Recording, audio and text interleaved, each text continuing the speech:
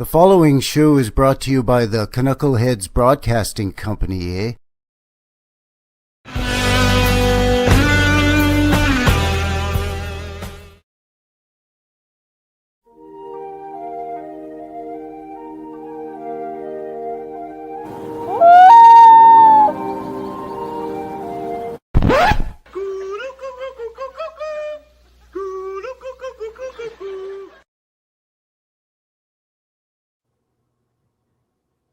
All right, and we are live. Hello, everyone. Welcome to another episode of the CANUCKLEHEADS Show, episode 20. My name is Frankie, and I'm from the New West Reset channel. I'm Chris over at Old World Exploration. And where are we off to today for this one there, bud? Well, it's really fun to say. Saskatoon, Saskatchewan. It really is. I always enjoyed it. As a kid, it was my favorite one to say, for sure. It's still my favorite. Yeah. I say that all the time. Saskatchewan's my favorite province to pronounce. For sure. And I'm not making fun at all. I actually do. We should maybe we should teach everybody how to properly say Saskatchewan. Yeah, sure. Because they may read it phonetically and go, and struggle a bit and go, oh, it's Saskatchewan, which you would be correct, but absolutely wrong. It's actually Saskatchewan. You gotta free run through the first two syllables. Yeah, well, it's too many syllables, so you have to make two of them one, I believe. That's right. That's how you do her, bud. That's how we get it done up here. Quick, fast, and in a hurry, bud. Yeah. And it's not to be confused with the Sasquatch, which some people will quickly look over and say that word. Yeah. Right? Nope. It's not Sasquatch. It's Saskatchewan. Saskatoon, Saskatchewan. Speaking of Saskatoon, the berries are coming into season up here. The Saskatoon berries. Yep. We have them here in Purdy, Alberta, too. Delicious. By the way, I'm coming at you live from Calgary, Alberta, and Chris is my neighbor. Yeah, I'm over in Prince George, British Columbia. And Saskatchewan is the next province over for me. So I'm sandwiched right between Saskatchewan and British Columbia. Yeah, you're in the middle of the sandwich. That's right. Better be meaty and juicy. Well, it's got that Alberta beef there, bud. You know what I'm running back to Saskatoon. Sorry. I'm just thinking, did you ever watch the Super Dave Osborne show? Holy did I ever, bud. What were his straps made of, if you recall? Genuine Saskatchewan sealskin bindings. That's right. It just came to mind. Everyone in the chat is, what in the Sam Steele are these two getting on about now? That's right. We're Canadians. Welcome to the CANUCKLEHEAD Show. A couple of Canucks here. Yeah. Thank you for joining us. As mentioned, episode 20, Saskatoon, Saskatchewan. Links below for everything we're going to cover on this. We're going to have a look at the official, his story. We're even going to open up the goggle machine and take a look at the Google Maps. We'll drop the little man down and do a street level walk. Let's not assume everybody's been here before. Why don't we give a brief explanation of what we do together, you and I, Frankie, here on CANUCKLEHEADS? You know what? That's a good idea, because I know both of us have gotten a lot of new friends joining our channels lately. And by the way, do all the things on the YouTube and the Rumble and everything to, do all the stuff to help fellas out. Like, subscribe, and all the rest of it. Frankie is having connection issues, so I think he might have just disconnected for a couple seconds, and his golden voice will be back any second now, I'm sure. Hello. Yeah, there he is. Sorry about that there, eh? I don't know what's going on. We got thunderstorms rolling in here in Calgary. See, we're at the foothills of the Canadian Rockies here, so we get some crazy weather, and you know all about that because you're a genuine mountain man. No, I'm on the other side of the Rockies. It's a little hillier than you are, but you're between mountains, right? Yeah, I guess so. I guess we're on the plateau between ranges. Mountain ranges. Yeah, you're like Grizzly Adams. Remember that show? Well, I do kind of look like Grizzly Adams. Oh, for sure, bud. I'll Handsome. give people a quick peek. So yeah, I've even got the big beard going. See, I might have the voice, but you've got the looks. Yeah. I sure do, Frankie. I sure do. See, I told you, bud. Uh, You know it. Come on, man. tell All them let what me we just pull do. up. Let's get back on track. We try to Tell keep this Canadian. We do deep dives into, the official his story of a lot of places, and we generally keep it focused here in Canada because we're a couple of Canadians, a couple of Canucks, Mhm. and we like to share that with all of you because we look at things from a Canadian perspective. We share a lot of, again, the official his story of all the goofiness that's going on here in Canada, the official narrative. So we tend to bounce around from coast to coast to coast here in Canada, checking stuff out. So let me just pull up here where exactly we're talking about. See what I did? Still hear me okay? Yep. Oh yeah. Keep going. All right. Gonna be totally Smooth paranoid voice. about that now there, bud. That golden voice. So yeah, on the goggle machine. So Chris is over here. I'm over here. Here's Saskatchewan, and Saskatoon is right here. It's a little bit north off the beaten path. Basically, all the capital cities run close to the border. Within a couple 100 miles. Most of Canada's population is within a couple 100 miles of that big border there. So we're looking in this area here, Saskatoon. So the railway had to divert from the main line to go up here. It's almost as far north as Edmonton and almost as far north as you are too, Chris. You were talking too, right? Mm-hmm. And it's flat as a pancake, isn't it, in Saskatchewan? Except for the Black Hills, the Cypress Hills, it's Okay. pretty flat. Yeah, there's quite a few more lakes than you might expect for what's called the prairies here in Canada, but in the U.S. you would call it the Great Plains, right? Mm-hmm. And we have a lot of the same narrative for early pioneer settlers coming here in covered wagons, either pulled by oxen or horses or mules to make a new life out of the rootin' tootin' Wild West. We had gold rushes, we had the land grab rushes, the railroad, the race to join in the middle starting from the east and the west, the golden spike, all of that. And part of that narrative is rodeo and cowboys and opening up the new West to a bunch of new settlers. So a lot of our cities in the Great Plains or in Canadian Prairies are kind of smaller cities, especially when you get into the northern regions. I'm just, I had bookmark a spot here, but I want to show you. This is the area they're calling sort of their old town. And this is sort of where they steer people to. Oh, lots of places to have a drink. Well, of course, you could see all the little bar and restaurant icons pop Yeah. up as I'm coming in, right? Oh, yeah. This is what they say. Hey, if you're going to come to Saskatoon and be a tourist, you could stay in a local hotel that's close by. And here's our little old town, our old, Canadian prairie town, Wild West, little tourist trap destination. And yeah, and I've been to Saskatoon a couple of times. I'm not making fun. I'm just pointing out something that I'm sure is familiar to a lot of us, right? Is that, and of course, you do get a lot of beautiful old buildings, brick, sandstone, limestone. And some of them have some beautiful stacked brickwork, and they're pretty impressive. And this is where they steer you. This is where all the tourists. Oh, there he goes, cutting out again. Yeah, the tourist section, you can see even here how wide the streets are too. But I'll be showing you guys some older photos of this. Sorry Frank? about that. There you are. Sorry about that, eh? It's the wind is picking up outside, and I know the clouds are rolling in.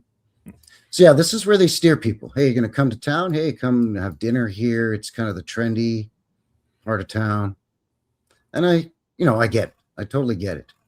But that's what, before we went live, Chris perfectly described as the misdirection, right? The magician's misdirect. Look over here instead of over here. Yeah, they always do that with these. Some places will set up a fort. I think Edmonton's got a fort and log buildings, and they look like crap. It happens everywhere. Yeah.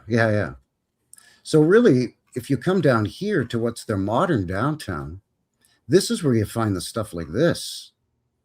Like the old stuff, but it's on a much grander scale and much more highly decorated.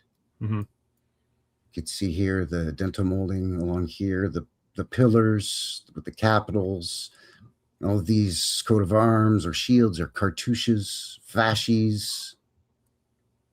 Again, combination of brick and probably glazed terracotta, sometimes limestone, sometimes sandstone. And what they do is they like to nestle that in and amongst, all of this stuff, and they steer you to the other side of the river. And it sweetens the pot that to get to the other side of the river, you go over, 130-year-old bridge, excuse me.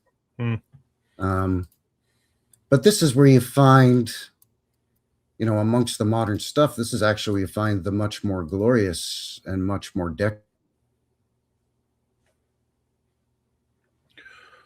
Where'd you go, Frankie?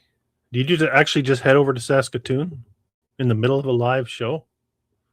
You packed your bags and thumbed a ride over to Saskatoon? This is rough, bud. I thought you'd left us. Thought you were headed over to Saskatoon. Like what is this, amateur hour over here? I mean, I know I live out in the dusty old prairies myself in this one-horse town called Calgary, but you can't even give me interwebs for the love of Pete. Jeez. We'll get Cheese and crackers. What's going on here, bud? It's got to be a strong wind to affect your internet, for crying out loud. Oh, prairie wind, probably. Oh, of course. That's got to be what it is, right? It's those strong. Well, it is, all joking aside, it is tornado season, and I do live in Canada's version of Tornado Alley here. So that's not out of the realm of possibility either. Yeah. Frankie struggles with YouTube's. Yeah. And I've been doing live streams for like 5 years, but I still can't quite get her done, bud. Well, the YouTube struggle is real for all sorts of reasons. Let's be honest. Well, yeah, you and I have been. We griped off air about that. Maybe we shouldn't say too much on air in case YouTube comes down heavily on us. No, but I mean, this is something that you and I have struggled with historically with our channels for a while, and we're not like the most outlandish out there. You know what I mean? Yeah. So I mean, who knows? Anyway, let's get a little bit into the official his story, if I can even get the page to load. What do you say? And we'll just look at. I'm actually going to go right to the horse's mouth in this one. Literally? Well, almost. Don't forget Saskatoon, rootin' tootin' Wild West. I'm going to go to instead of going to Wikipedia, I'm just going to go to the Saskatoon's City of Saskatoon's webpage. Okay, let's see it. And again, link below for this. It's saskatoon.ca community. So the history. So it's we'll just jump here to the here they give you the lowdown of the size of it, and that we got to give our tip of the hat to. We got to do the land acknowledgements here in Canada, or they throw us in jail or something. I don't know. Yeah, the Mounties kick your door in and give you a paddling. That's a paddling. No land acknowledgement. That's a paddling. That's a paddling. That's a paddling. Anyways, this was new. Oh, this was all new to me, by the way. When I looked this is into new to me right week. now, by the way. Yeah. So the Temperance Colony, that was Canada's version of prohibition. Mm-hmm. We actually had two. We had one in the 1880s, and we had another one in the 19aughts and 1910-ish, just prior to WW1. They just wouldn't give her up. But Canadians said, hey, we love our whiskey and our beer, so take off. So none of them really lasted long. But anyway, in 1881, a group of temperance activists from Ontario formed the Temperance Colonization Society with the idea of creating. Oh, Frankie, where did you go? Do I have to read it for you? The idea of creating an agricultural colony on the prairies, dedicated to the ideals of the temperance movement. I'm sorry. This has got to be so frustrating. My Keep going. I'm sorry about that, eh? Keep going. Keep going. So they decided to skip over a complete province, go from Ontario and jump completely over Manitoba to go to Saskatchewan for some reason. So at the same time, the Canadian government was hoping to stimulate agricultural settlement on the prairie. So, oh, geez, how serendipitous. So pretty soon, 3,100 people, colonists, they'd sign up for more than 2 million acres. And as of June 1882, John Lake, a Methodist, it's always a minister that leads these things, right? Of course. Turned entrepreneur. Well, way to take that vow of poverty there, Padre. Anyway, he was scouting out possible colony sites along the South Saskatchewan River. That's the third funnest thing to say about Saskatchewan, at the South Saskatchewan River. So as it turned out, the colony's land grant comprised only 313 acres instead of that million, or 2 million, sorry. Gotcha. Could you imagine? We're just gonna heel toe it or horse and wagon it out about 1,000 miles out west. Yeah. To this bald ass dry scrub brush prairie that we ain't never been before. I think it's like 2 weeks to get out there or whatever from Ontario. You promised 2 million and we get there, you get here's 300,000. Take it or leave it. That's all you're getting. Right? Yep. I'd be so mad. Oh, yeah. I'd get there and I would just be like, What did you say? anyway, so I guess they did the best they could. So Lake returned the following year to survey the colony. So he just kind of left them there. And I'll come back later and survey it. And it took him a year to come back. Okay, you've been here for a year. Now we'll survey a town for you. Meanwhile, people probably already started, rough roads and building their houses or whatever. And he comes back and surveys it later. Kind of backwards, isn't it? Yeah, as usual. Slowly. There's no railway. The river was too shallow and full of shifting sandbars to use like the steam ship. Because the railroad had their own fleet of steamships. Actually, all three of the big railroads had their own fleets of paddle boats, steamships, right? Yeah. And then they eventually went from steam to, I think, diesel. But anyway, they couldn't even use those. It was like a terrible place for a settlement because they're just like away from, there's no railroad and you couldn't really get any steamships in or out of there to put out, I don't know, wheat, barley, coal. It must have been the scenery that it's very picturesque and again, I don't mean to sound like I'm making fun, but Saskatchewan is known for being pretty flat. Yeah. There's all these jokes about how flat Saskatchewan. You can watch your dog run away for like 3 days straight. Saskatchewan, where no man can leap to his death, Yeah. So by 1899, Saskatoon consisted of a few houses on the east side of the river, and on the west side was the station house. So they pulled to Calgary. They built the train station on one side of the river, but everybody had already settled on the other side, and the railroad said, well, F you. We're going to force you to move to this side of the river because this is where we're going to build our train station. So eventually that settlement got swallowed up, which by what eventually actually became Saskatoon, because that settlement was known as Nimpton or whatever. That's where they're now is where they direct you as their old timey tourist hipster doofus sightseeing part of town. Yeah. Yeah. That was initially the sort of commercial area of what developed out of that first little temperance settlement. So I thought that was kind of interesting that a bunch of Methodist teetotalers, for lack of a better term, just decided, no, we're gonna. Why wouldn't you even just go to the next province? Because you have Ontario, then it's Manitoba, then Saskatchewan. Yeah, you got to get through all the lakes of Manitoba. Yeah. And again, they're off of the beaten path. I mean, there were a lot of trails and pioneer trails and all that stuff, just like, you know, the American official narrative, right? Going out of like, you know, Missouri and Kansas, right? And the old quote unquote Indian trails and all that stuff, right? In the old stagecoach trails. Same thing up here. Well, what strikes me is how recent Saskatoon is too. Like 1899, you said there's just a couple houses when they decided to build a couple stone buildings, right? Like exactly. Yeah. Well, let's see what this is from the Canadian Encyclopedia, the Canadian Encyclopedia.ca.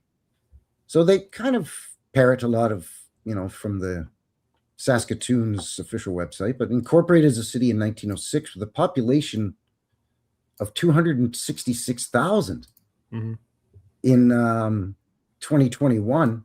So pretty good size. That's 5 years ago, you know, but pretty good size for this northern prairie town. Again, it's off of the main railroad line, and the river's not very accessible. So settlement. Oh, there he goes again. Hunting tribes were here 6,000 years ago. We always get a little bit of that narrative in there, don't we? I think I'm back. Yeah, there you are. Damn it. I'm sorry. Sorry. Anyway, 6,000 years ago, remember that number. Primarily Cree and Métis, and then refugee Dakota or Sioux from the United States who settled at Moose Woods in 1881. In 1882, that survey party by John Lake, there's like he arrived to inspect land granted the temperance colonization of Toronto. Well, so now they're saying specifically Toronto. They just said Ontario earlier. So now we know they've gone from Toronto. So Southern Ontario. So they have to go around Lake Superior. Which is it's like half of Canada going across Ontario. Yeah, it's the biggest one. That's why it's called, right? I mean, it's not a dinky little lake. Yeah. It's a whole day to drive past that, like today. Yeah, weeks. So on the advice of Chief Whitecap of the Dakota Sioux Nation, chose the site of the future city. Hey, you can build here. Why would they just tell them to build there? Didn't they use the land? Maybe it was crappy land. Doesn't make much sense. Aren't we usually told the indigenous people were telling the European settlers, hey, get the hell out of here? Hence all these quote-unquote Indian wars that we had up here. Seems strange, no? Anyways, then they get into a verbal wrestling match about where the origins of the name came from, which is always hilarious to me. So the rail line finally came from Regina to Prince Albert, and then that caused growth because they had a stop in Saskatoon. So that was in, 06. And then they had their post-WW2 boom. Yeah, of as course. per usual, as you would expect, right? And a little bit of a spike also post-WW1 as well. Let's see what Wikipedia says, just for shits and giggles, because I was just reminded of the verbal wrestling match on where the origins of the word came from. But so it's the largest city in Saskatchewan. So it's bigger than Regina, which is the capital. And it's bigger than Moose Jaw. And Regina and Moose Jaw are close to each other, and they're on the main line. So this seems kind of odd. They must have had a spike in the growth for some reason. So here we go, the etymology. So the name Saskatoon in Cree,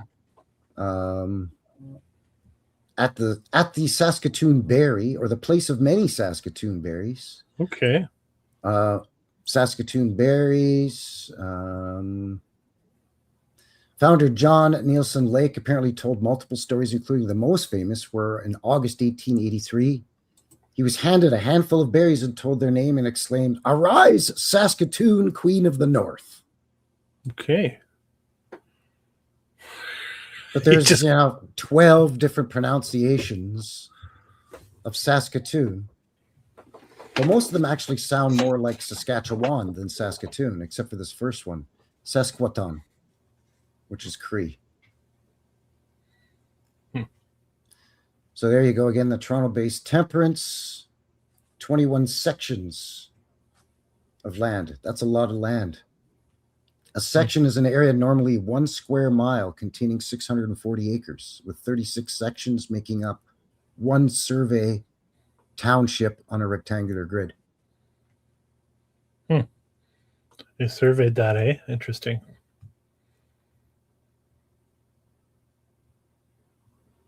Surveyed, then built. It always seems to be the case that these cities get gridded out and then they get developed. Yeah, it's never developed naturally along the natural curves of the river or the landscape, the hills or the wooded areas, or no. Just gridded out, bud. I mean, you would think you would do that for areas later on after, the core of your settlement, early pioneer settlement town has already been established. Surveying is no small feat either, especially back then with the technology they would have had. They had the analog instruments. You'd have to set up your tripod. Not an easy task, and you'd have to know what you're doing. That's for sure. Yeah, exactly. Yeah. So they came out horse-drawn cart, as the railway had not been yet completed to Saskatoon. In 1885, there we go, the Indian Wars, the Northwest Rebellion. So that slowed down some of the growth as well. Are you sharing screen? Are you supposed to be sharing screen right now? Oh, see, when I glitched, it dropped it. Sorry. Sorry. So it wasn't even sharing that whole section, right? So there's what a section is. Okay, yeah. Geez, we're just all over the place tonight. I'm sorry for the technical difficulties. It's not normally like this, people. We usually run a pretty tight ship, which just gives us more wiggle room to have all kinds of jackassery and shenanigans coming from our end as opposed to from technical stuff. We'll still add our fair share. Oh, for sure. You know that, eh? Nutana, that was that little village. Nutana. Okay. That's what they called it before Saskatoon. That was the Temperance settlement. Oh, yeah, okay. It was Nutana, yeah. And just to round it off here, we've already found a few sort of dodgy things in the official narrative. By the way, nothing big with great fires. No. Although I did pull a screenshot that I looked up for how many floods they had, and they had some pretty rough floods. But I want you to take note of this. Yes. 1901, 113 people. A decade later, 12,004 people, for an increase of 10,523%. Wow. It's a good thing he surveyed that place before those 10,000 people showed up. And then even in the next decade, no slouch. I mean, it looks piddly by comparison, but it's still 114.5% increase the following decade to 21. Mm-hmm. Wow. When I saw this, I'm like, what are we talking about here? That jumped out at me too when I looked into it. Yeah. You've got to be kidding me. I don't believe you. That's my sentiments exactly. I'm just saying. Quickly pull up that photo as well. Screen share it because I just found it to be a little odd that there wasn't any great fires. It's pretty sad when you're researching something and you come to expect fire. Yeah. Right? Hopefully you can see that okay. But flooding is a thing. Mm-hmm. Which is strange because they said that the South Saskatchewan River is quite shallow. So you would think it wouldn't be one of those big rushing rivers that has a tendency to flood, but maybe it's the opposite. Maybe because it's shallow, it floods more easily. I don't know. But they had one in 1887, 1904, 1908, 1925.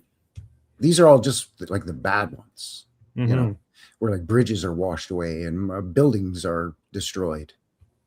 And we often talk about earthquakes and great fires as being opportunities to do sort of a mini, localized, regional, small reset.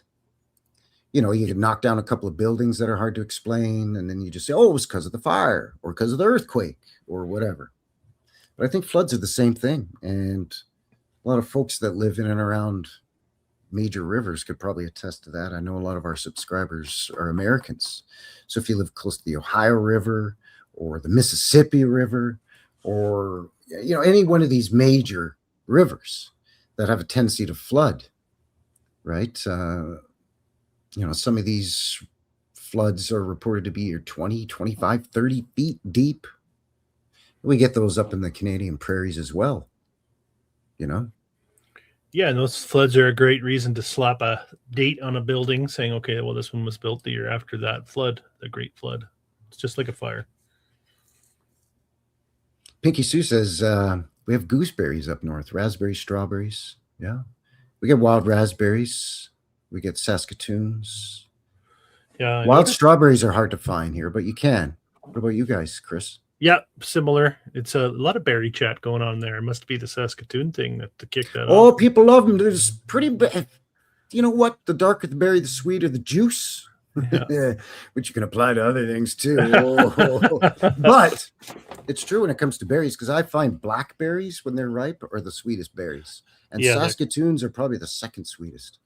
They're delicious. No blackberries this far north, but we get a lot of wild blueberries and lots of Saskatoons, wild strawberries, raspberries. Yeah. I haven't been able to find any. We just get the wild raspberries and a few strawberries and Saskatoons. We also get something called the Haskap berry. You heard of that one? Haskap berry? Yeah. It's No. like We have gooseberries here too. You must have gooseberries. Yeah, we have gooseberries as well. They're a little bit Yeah. tart, but the Haskap is like an oblong blueberry. It's not bad. Oh, no, we don't have those, but I think we had those out east actually in Quebec, I think. Could be. Maybe. Yeah. Now, it is berry season coming up here too, so we usually go out a few times and we'll go pick a few buckets full. And a few times over in the past, my wife and I have made some Saskatoon berry wine, which is quite nice, actually. Oh, absolutely. Yeah, my granddad used to make what he called wine or brandy, but it wasn't. It was really moonshine. But he used to make it out of stuff like rhubarb, plums, because he had a small plum orchard and a small apple orchard. But also the wild strawberries mixed with garden-grown strawberries. He'd make quote-unquote wine out of that. Same Wild with strawberries, delicious. Wild strawberries are a delicacy, and they're very, very nice if you can find a patch. They're very sweet, and they're nice. Yeah, absolutely. And they're tiny, but they have 10 times the flavor of a store-bought strawberry, even if you're buying from a farmer's market, really. Oh yeah. Nice. They're tiny. They're about the size of a raspberry, maybe even a bit smaller. But the flavor is like a punch in the taste buds there, bud. Yeah. So just one last thing real quick for the small town that only had like 100 and some people in the first decade. Well, they had their own municipal railway, their own streetcar trolleys. So that's pretty good. 1913. It had a pretty extensive line. And of course, it opened on New Year's Day. So of course, what's their promotional picture? You really got to push that narrative. Yeah. It's 6 foot deep snow up in Canada land. Yeah. Now Great day to open it. Oh, yeah, for sure. Everybody's hung over and they're off on holidays, and you've had a blizzard. Perfect timing. Hungover, I might add. Yeah. But it went until, 50, 51, right? And then they eventually that's when they phased out the last one.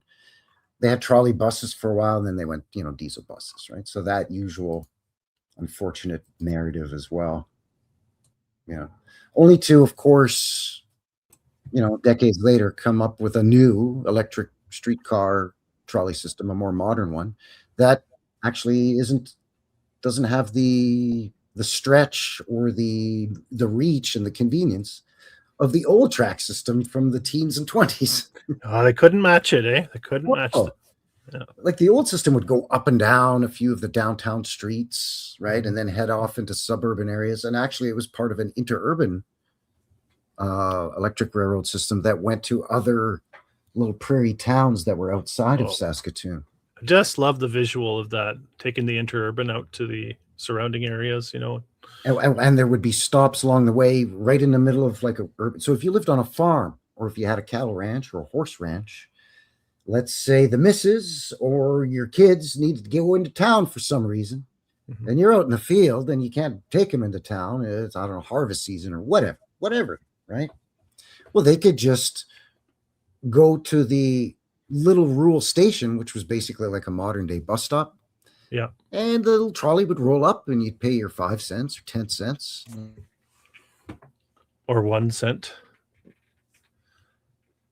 Yeah, I've got quite a few visuals of the trolley cars we're going to be looking at in my presentation, just to really hammer home the point how prominent this mode of transportation was, even in old Saskatoon, where there was nobody at the turn of the century, essentially.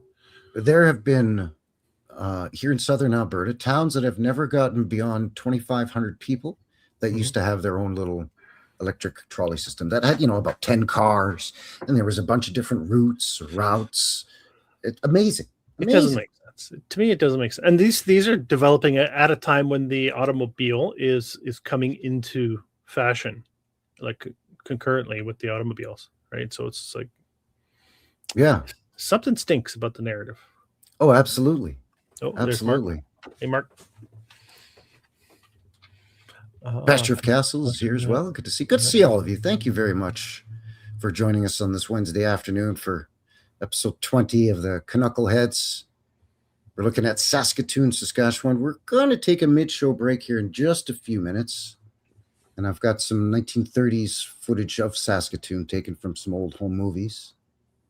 It's about 3.5 minutes long or so. And then when we come back, Chris is going to share some of the photos he was just talking about not only the old transportation system, but a bunch of the old buildings, street scenes, of course, just to help poke a few more holes in the official history. Kinley Jackson says the university in Saskatoon has engineered HASCAPs and continue to. Oh, okay. So they've been cultivating the HASCAP berry. Interesting. I think that's what they're trying to say there. Oh, she grows them. Very nice. Cool. Blueberry in Missouri, says Ubukan. Yeah. Blueberries are really common out east, and cranberries too. Indigenous First Nations used to have cranberries and blueberries as part of their, what was it, pemmican? Yeah. Yeah. I forgot to mention the huckleberry. We get those as we move a little further north of where I am, and they are nice when they're in season. Oh, we don't have those. We have choke cherries. You have choke cherries? Yeah. We don't eat those. You eat those? Yeah. Ew. You got to wait until they're a late season, right? They're like late July, August, even. Maybe we're thinking of different strains of choke cherry. These are the little tiny little, like the size of a blueberry, and it grows on a little tree that has sort of a purplish leaf. It's green on one side and purple on the other side of the leaf. It's a choke cherry tree. Yeah, we have those. I never thought. They're bitter as hell. Yeah, I'd never touched. I have one in my yard, and I let the birds have at it. Yeah, they're bitter as hell, but when they ripen, they sweeten up a little bit, and they also make a very fine homemade wine as well, actually. Okay. Choke cherries. Yeah. Interesting. So one last thing. Did you know that Saskatoon was known as the Paris of the Prairies? Sundown in... Sorry, I was thinking of a hip song. Well, Gordon Downey does God rest his soul. Gordon Downey of the Tragic. Yeah, Tragically Hip has a song called Wheat Kings. And it starts like that, Sundown in the Paris of the Prairies. I actually didn't know it was Saskatoon. So I appreciate Frankie for throwing that in. There's a couple of references to the Paris of the Prairies. I've heard also Winnipeg, but more often heard Saskatoon. And I've heard, and I researched into the sort of the history behind that to find out like where'd that come from, right? Because I know Calgary, they tried to do that in the early 1900s as well to try to attract people to come to the bustling, booming, Cowtown, Sandstone City, Calgary.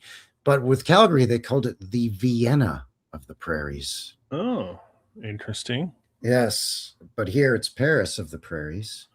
And supposedly Bob Dylan makes mention of it because he's friends with Joni Mitchell and she's from the area. Okay.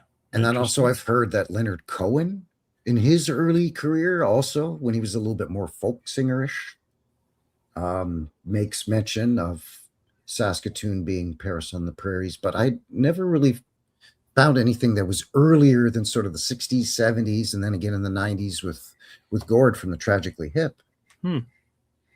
But it probably does come from a early 1900s advertising campaign to entice people. Hey, the railroad's here now, and we're a bustling little boom town out here, and if you want to come out and get yourself, you know, a good spot of land for a good price, build your home and raise a family, and got good schools, you know, the usual, right? And you can open business here, and you could be a saddler, or you could be a dry goods merchant, or whatever, right? A beaver pelt trader. You could sell some beaver pelts, maybe. Hey, Frankie, let's address J-Rock's comment there. You may as well. We're not almost done. So Right here, J Rocks the Valley. yeah. Say, guys, sounds like it's near the end, and I missed most of it. Does Frankie have a YouTube channel? I do. New West Reset. Should be in the It's in the description below. We have Yep. all of our deets, as the kids say down there. and we're not almost done. We're approaching the halfway intermission here on this one. Yeah, in about 5-10 minutes here, we're going to take a mid-show break, and then we'll come back, and we'll wrap up the show with less of, you know, this kind of nonsense of this official historical narrative on paper or online, and more into some of the imagery. Oh, But I just thought it was strange because there actually is a Paris of the Prairies, because they have a replica of the Eiffel Tower. It's a place called Montmartre. population 490. So yeah, tiny little place. It's a village in the Canadian province of Saskatchewan. It's 91 clicks or 57-ish miles east of Regina. So it was incorporated as a village in 1908. So another just little farming hamlet. You know, again, the religious settlers come out here. But they decide to name it after where they were from, which is Montmartre, France. So that's why this place has a motto also of Paris of the Prairies. But they at least went so far as to build a... Yeah, they took it. They took it from Saskatoon. They took the title. There actually is, you know, this Montmartre, and it's now a district of Paris, France, but it used to be sort of a hill, and it was a sort of a separate little area that was created by the Jesuits. Ooh, lovely. So take that for, you know, what you will, if you will. If you see what I'm saying. I bet you most people watching do see what you're saying. Well, yeah, you do the Robert De Niro. You got to say it 3 times. See what I'm saying? See what I'm saying? You see what I'm saying? Yeah, I see what you're saying. What are you asking me for, bud? I heard you the first time there, eh? Yeah. Jeez, bud. Reel it in a bit there, eh? So I hope everybody's enjoying the show, learning a little bit about Saskatoon, Saskatchewan. We're going to take a mid-show break, I think, here coming up very quickly. As mentioned, I've got a little film footage that I've plucked from the interwebs that is taken from some home movies from Saskatoon in the 1930s. Might as well cue that up right here. It's I think it's like 3.5 minutes long. Yep, 3.5 minutes long. Saskatoon. So you know what? Let's get into it. Smoke them if you got them. Put your ear cans on. Put your ear goggles on. Turn it up to 11 so you can enjoy this one of Saskatoon from the 1930s. And we'll see you back on the other side of 3 minutes and 30 seconds. All right? Thanks, everyone.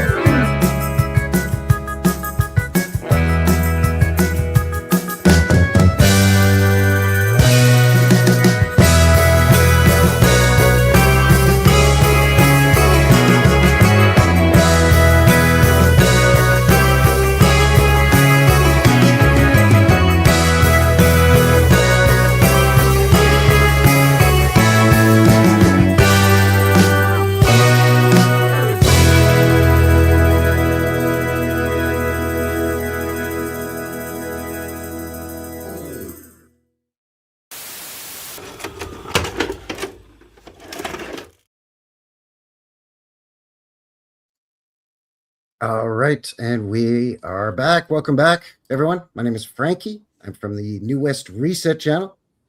I'm Chris over at Old World Exploration. And today we are having a look at Saskatoon, Saskatchewan. What is this? What episode? What now, buddy? 20. We're at 20 now. 20, buddy. Mm. Beauty. Not too bad. There's a bunch of you watching between both of our channels. So thank you very much for joining us here on this Wednesday evening for the live CANUCKLEHEADS show.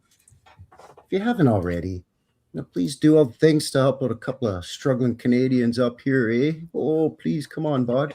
Help us out. The exchange Thank rate's you not very much. hot these days. Yeah. That's a lot. We appreciate you being here. It's great to see you, all of you, and all of your support. Thank you. Thank you very, very much. Who have we got here? We've got Kinley Jackson is here. Boo Boo. Rhythmic Ramblings as well. Kathy Broughton. Orphan Annie is here. Good to see you. Floppy Choppers. Hello, hello. Water the Tree and Pasture of Casses are here. Foxy in the Box. Hello. Odin's Raven as well. There's Ryan. See you, Ryan. Hello, hello. Channel 53. Good to see all of you. Thank you. Thank you so much. Hope you're enjoying the show so far. And again, links below for everything we've covered, as well as how you can get a hold of either one of us, all of our social media, and how you could reach out if you want to reach out to either one of us. Both of us are open to having one-on-one discussions, live streams, or just behind the scenes, not live, just pre-recorded if you have anything you want to discuss. Mm-hmm. Yeah, if you need someone to talk to about the old world, because there's not a lot of people you can confide in. We're there for you. We're there.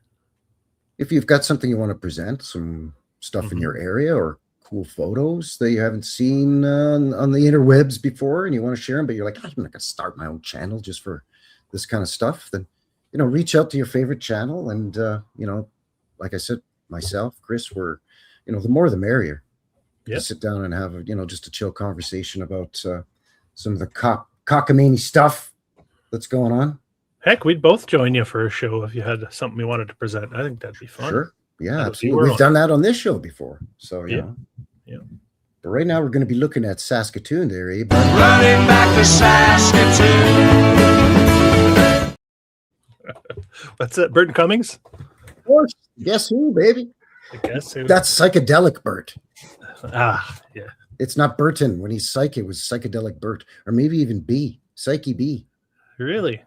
I didn't know that. No, probably not. You made that up? I did. It's fake news. That's fake news. Speaking of which, I have my screen's showing you some fake news right now. Oh, let's have a peekaboo at this.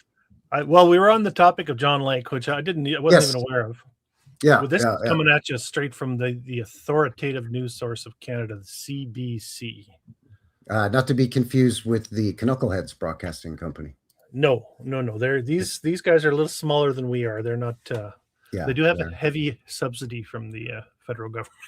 And they're a bunch of shells, and they're on the take. We got to be careful. The Mounties will boot our doors. We do. And take us to jail. Canada, it's there are restrictions coming down on us. We got to be careful. We got to be smart. We have the freedom of expression here. We just don't necessarily have the freedom to practice it. That's right.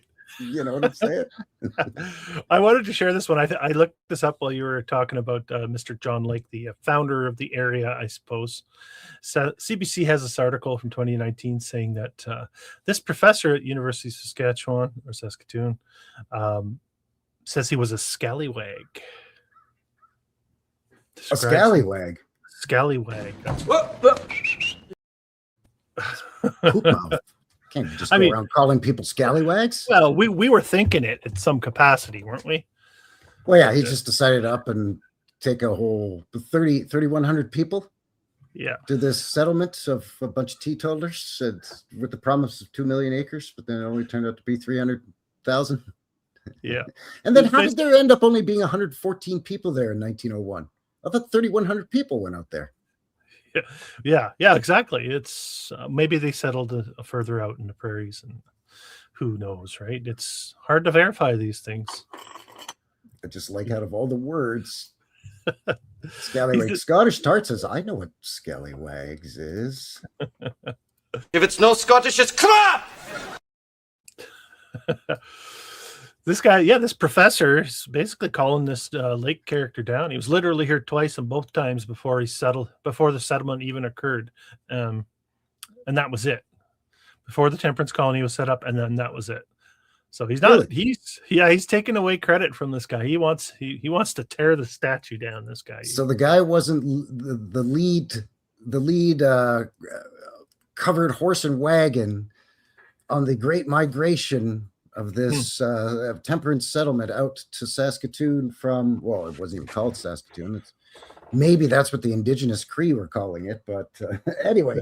And then, so he wasn't leading the charge. He just said, go over there, bud, and I'll come back later. No. And I promise I'll join you guys next year. I promise I'll be back. I promise you. So even the thing that we read where he came back a year later to survey it may not in fact be true. Who knows? This is crazy, man. The professors will dig up the truth. Don't you worry about man, that. Come on. He was always looking to make a buck. That's what they said. Anyway, I thought I'd share that one. I thought it was a little bit of a narrative for you guys coming at you from the authority. So he out of everyone, he was not running back to Saskatoon. That's right. Yeah. He liked it so much he did not go back. Yeah. Hey, take off. There you go. All right. I got to start with the demographics once again, because I find this very telling. Very, very telling, actually. This was the biggest red flag of all for me. The floods, okay. I mean, they are on the river, so okay. But again, it is a good excuse to get rid of buildings and that they couldn't explain. And just, it's because of the flood, bud. Yeah. But this jump is ridiculous. It's redonkulous, in fact. 1899, we saw in the narrative that you shared with us how they had a couple houses on one side of the river, and they had a stone structure and a couple government buildings on the other side of the river. 1899, but only 113 people in 1901. Yeah. So this looks like seeding of a town to me. I mean, I don't know. Well, in 10 years, when you make that big of a jump from and again, 3,100 people supposedly made that initial trek out there. So how'd they go from 3,000 to 113? It must have been a tuberculosis outbreak or something. Well, there was that. Yeah. Spanish flu was 1919. Moose attacks, maybe. Those terrible prairie mice. Okay, let's get to my file. Let's start with the big dog. Maybe they all got washed away in a flood. Well, there were a couple in those early days, as we saw in the narrative, according to the narrative. Yeah. So we're starting. You finished your video with this one, I think, the Bessborough Hotel, and we have covered this one before on this channel in our Railway Hotels special. Yep, they call this the Bess. The Bess. Yeah, that's the nickname. Old Bessie. She's beautiful. Best place to stay. Easily. I mean, come on. Can you say Canadian Castle? Yeah. Check out those dormers, eh? Here's a little bit of narrative. It was interesting because, let me just, I snipped this, did a little search on the Grok and try to get some backstory. And so we got a 2-year construction period for this one. What? Yeah.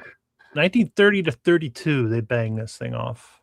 Broke ground in February. During the dirty 30s, because we had the Dust Bowl here too, and the Great Depression up here. Let me ask you something, Frankie. Have you ever broken ground in February? Have you ever tried to stick a spade in the ground in February? Well, that reminds me of that their streetcar, that second to last article I pulled up with their streetcar system. And that photo of 5 feet of snow. Mm-hmm. Now, you have to remember that a lot of people have a misconception that Canada is like that all the time, even still. Like we get a lot of snow and it's always cold up here. But no, we do have 4 seasons. We do have hot summers, and depending where you are in Canada, there are parts of southwestern British Columbia that rarely get snow and rarely goes below 0 Celsius. Mm-hmm. Very, very rarely. But then you have other parts of Canada that get a lot of snow, like in and around the Great Lakes, of course, and out in the east, especially Newfoundland. Those poor buggers get bombarded by. Mm-hmm. Oh, for sure, that Bob, we just going to come right down to the snow on there, by. 10, 30 feet, no problem there.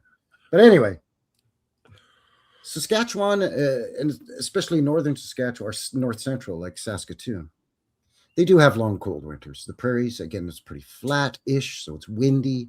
They get a lot of blizzards.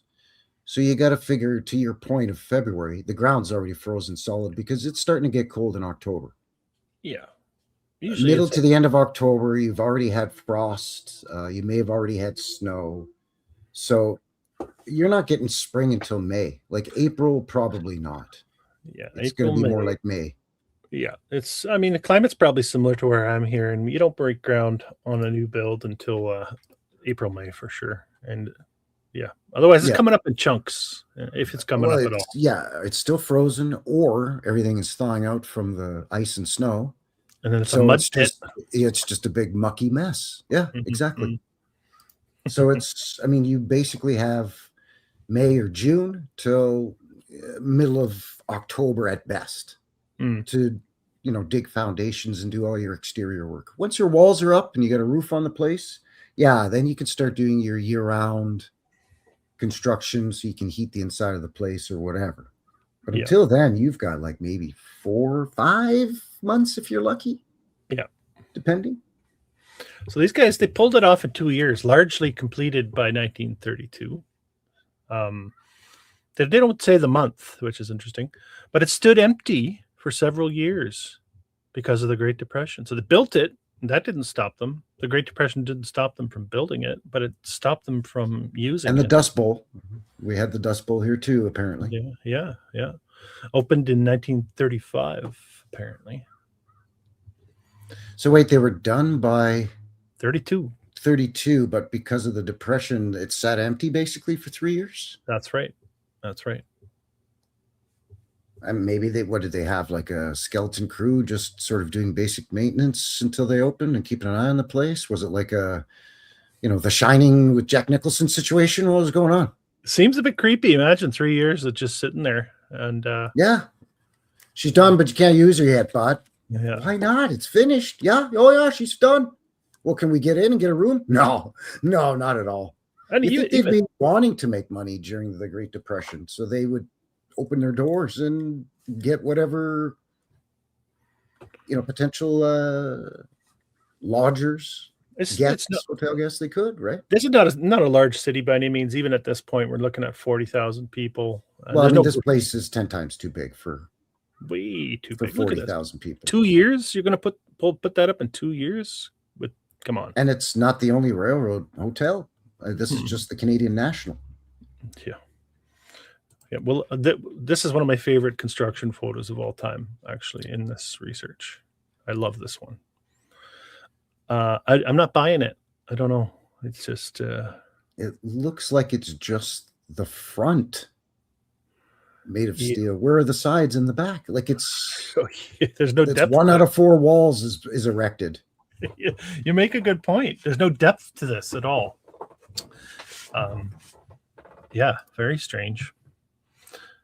Has always stood out to me as a fake, this one. I mean, they're trying to show you that there's a couple people in there. Who knows? But I don't know. And riddle me this, okay? I'm asking you this because I know a little bit about railroads, okay? A lot of my family's worked for CP and still does. I have a couple of cousins that still do. Mm-hmm. So this is, what year is this? The 30s, right? Yeah, 31, let's say. And it's a railroad hotel. 30. Yeah. And I know for a fact that many large construction projects like this, the construction company would have the railroad build a temporary track to the site from the main line or a branch line to the site to deliver a lot of the construction materials, especially in 1900 onward. And with it being a railway hotel, that's even more likely. But why do they have the primitive freaking 2 steps away from a caveman, old-timey hoists up on the top of this thing instead of using steam cranes that the railroads had since the 1880s? You used hoists, plural. There's only one up there. Oh, yeah, sorry. Hoist. Only one. One primitive wooden hoist with cables and pulleys. Yeah. And what's the power source of that thing? I don't see an engine. I don't see a winch. Is Who it knows? just a crank hoist? Because if it's a hand cranked hoist, there's no way guys are hauling up steel or iron girders with that hoist. Especially with, again, the railroad has. Yeah. One of my favorite construction photos that I've ever come across, for sure. And there's problems with this photograph, and I've shared this on my X account, and I've had locals say, "Oh no, for sure." There's another construction photo there. And make of that what you will. They still have the hoist in the same spot, which is interesting. Also, It's ridiculous. doesn't look like it's going to be the same building. It doesn't look like it's at the right scale. Actually, this one, when I compare that to this here, Yeah, it doesn't look large enough. There's issues. There are a lot of issues here. So I don't know. I just have trouble buying it. I see what you're saying. Yeah, it looks strange. So I don't know. There's something weird about that whole period of time between the two Great Wars. There's another one. But here it is in the modern day as it stands.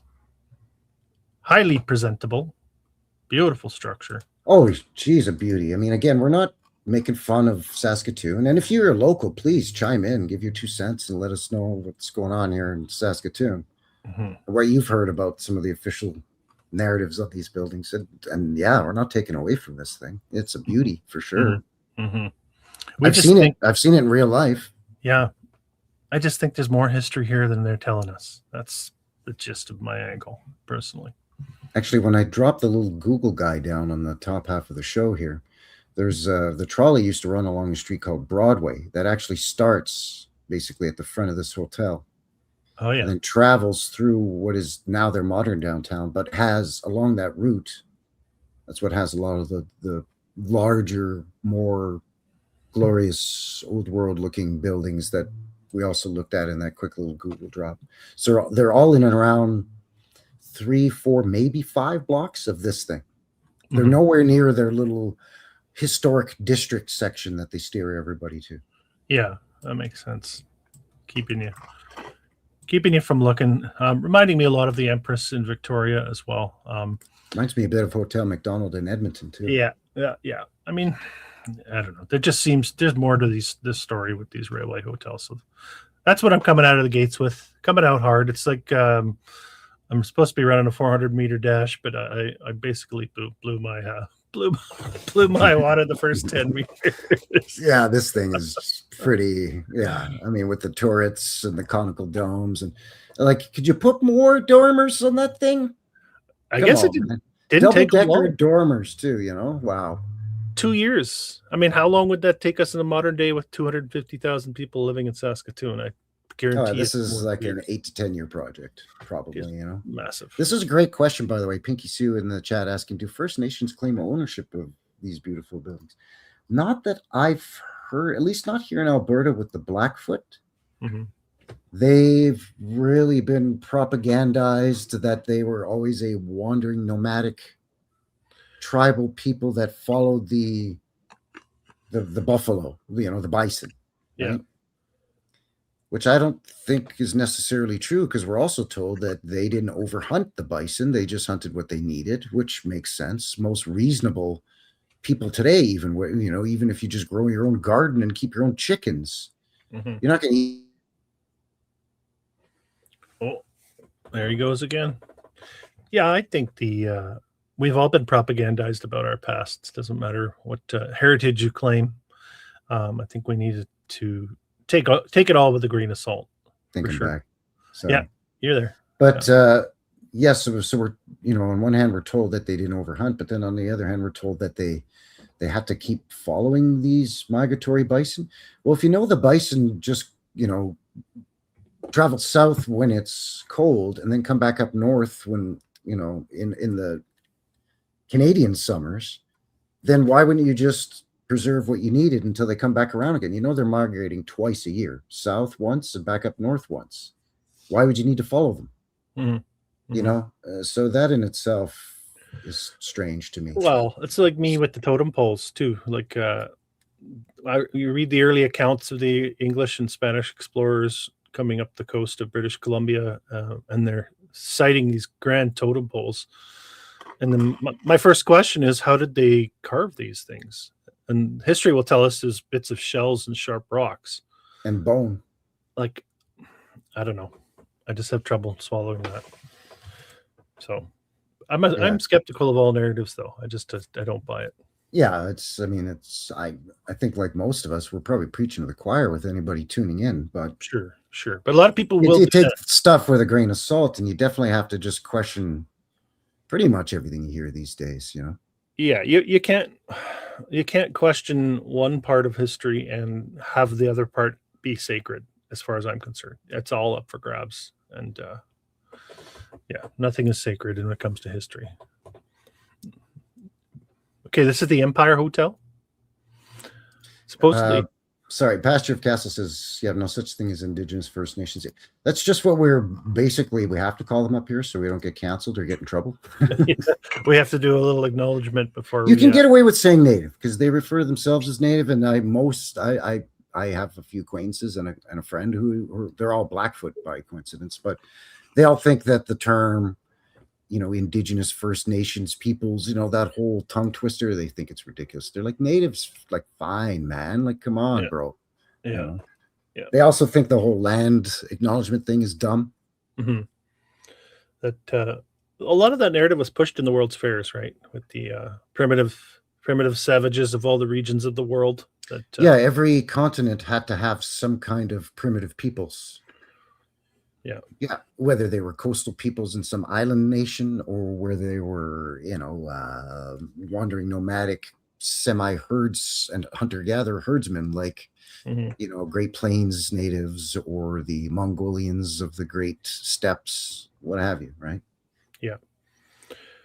I think there is post-cataclysm survival going on in areas where areas have been devastated and you're forced to survive in certain ways, but I don't think 10,000 years of living that way is an accurate depiction of our past.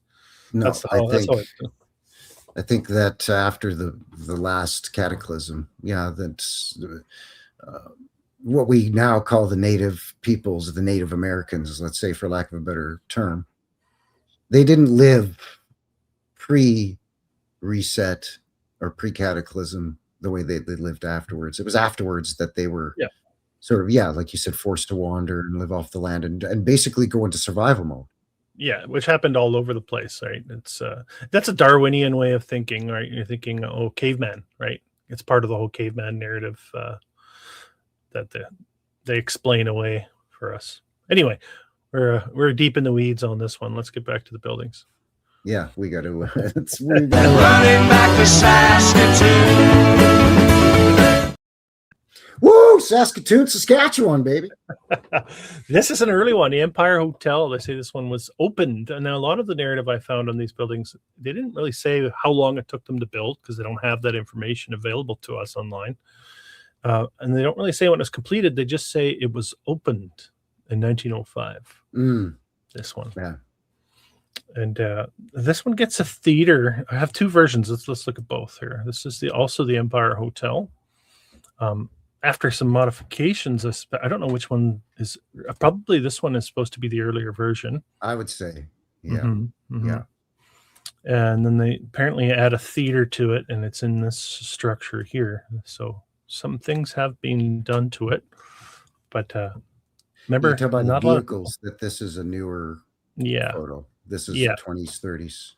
Yeah. But 1905, I mean, so you have to picture this with the population demographics they give us. Nobody's there in 1901. 10 years later, there's 12,000 people there. So let's say this is right in the middle of a mass migration when this structure is opened, air quotes, opened. So, yeah, I mean, you have to also think about how organized that would look. 10,000 people populate your city of 100 in a 10-year span. I mean, good thing Mr. Lake platted the land and gridded it out, I guess, and everybody thank goodness. Yeah, well, that's scallywag. Everybody, Elam, I'm sorry. Go ahead. No, Opened equals open-ended, yeah, and founded equals found it, yeah, or found dead. Found dead, Right? yeah. And Yeah. then once it's finished, you've renovated it or renovated it. Yes. Well, the amount of indeed. houses that would have had to have been shooting up as 10,000 people enter a city of 100, a town of 100, becoming a city. Well, yeah, because not only are they building all these hotels and schools and churches, but yeah, who's building all the houses? Are me and my wife Martha and my eldest son Jim just building a house over a couple of weekends after we move in? So we're living in what, a tent or in our covered wagon until we build our house in the newly surveyed and subdivided neighborhood of Saskatoon, Saskatchewan in, I don't know, 1905 or whatever. You know, Yeah, so 1910. and see how the narrative falls apart, right? Like it's Look at the streets here. so, yeah, the streets jump out at me. This King George Hotel, yet another hotel. Conflicting narratives on when it opened again, 07 or 11, not sure. Well, they rhyme, so close enough. Yeah, that's pretty prominent hotel again for a city that's just becoming a city, I guess. It's funny how that big railroad hotel. Oh, we lost him again. You got a whole load of mud there in the streets. You even have a walkway, mud walkway for people to navigate across here. But you've got, if you look, you've got the street lights, you've got the sidewalk. So backwards, Yeah. right? And then you got mud, just looking like a foot and a half of mud in some places here. On the Yeah, they've street. had to put planks of wood across so people can walk across the mud and not get filthy. As I said before I dropped out, I said, why did they even build that giant Bessie hotel in the Great Depression when they already, what is this, the second, third hotel we've looked at already? So the railroad had to come in and build their big behemoth castle hotel that looks like it could sleep the whole town. Yeah, there will be more hotels too. And look at just the decoration itself. This is 1, 2, 3, 4, 5-story hotel. Yeah. I mean, big arch windows and doors. We might have a 5-story hotel in town here, built in the 70s. You've got that iron awning supported by probably lion's heads holding over, and it's probably got glass in it. And the bay window bump out here too. The Cowboys just loved to build them like that back then, bud. I guess they were cowboys showing up in droves, I guess. Sure. Early 1900s. That's narrative, right? Pioneers, rootin' tootin' Wild West.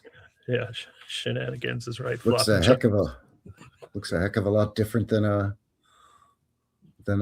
Clint Eastwood movie. I can tell you that. That's right. Yeah, the streets though. Shenanigans. Yeah. Okay, let's keep moving. I got the Knox Church. There's always a Knox Church, isn't there? Have you encountered a Canadian city or town that doesn't have a Knox United or a Knox something? We've got an old Knox Church here. So do we. We had two, but one got destroyed somehow. I can't remember how. Fire or something. Yeah, this is what, 12,000 people here now, and again you get the muddy streets. Look at shitty muddy streets. Makes it real easy to haul that stone and brick to build a church or a school with all, a foot of mud on the streets. Horses love to haul that heavy stuff and all that crap. They love it. Oh, they need a little cushion. Jeez. Yeah, mule. Yeah, yeah. Stupid mule. Yeah. But let's dissect the infrastructure again. You've got street light built into the sidewalk. It looks like a fire hydrant of some sort. Yep. Here. These sidewalks look like no one stepped on them. That might be a police telephone box next to the street light. Right here? No, next to that. It looks like, no, on the where you were. Oh, right there. That, maybe. Yeah. Which is interesting. But there's no way anyone stepped from this mud onto the sidewalk because we would see the print footprints on the sidewalk. It's a strange photo. Suspicious photo for sure. Large building, very large building for such an early time period. You've even got one in the background here. Oh yeah. So 3 churches within like 2 blocks. Yeah, and there's an example of the houses. A pretty decent looking house too. They weren't throwing them up and living in tents, I guess. Yeah, and even the roof too. The like, why go to all that trouble? We don't go to all that trouble today, and we've got hundreds of thousands of people in these cities now, and we're not putting patterns in the tiling, the slate tiling, or whatever that might have been. Yeah, well, let me tell you what. Perfect example of that. They just redid the roof. That's made it's slate tile, and they did a repair or replacement. I think they did about a third of it actually. 2 summers ago. St. Mary's Catholic Church here in my neighborhood in St. Alta, supposedly built in the 20s. And yeah, they didn't bother with any of that monkey business. No, they couldn't. They couldn't. They probably didn't have anyone that could figure out how to do it to make it look good. Pattern up, probably. Yeah. Yeah. So it's just, I mean, yes, they decided to keep with the slate roofing tiles. So, I mean, yes, but not just very bare bones, straight across, all one color.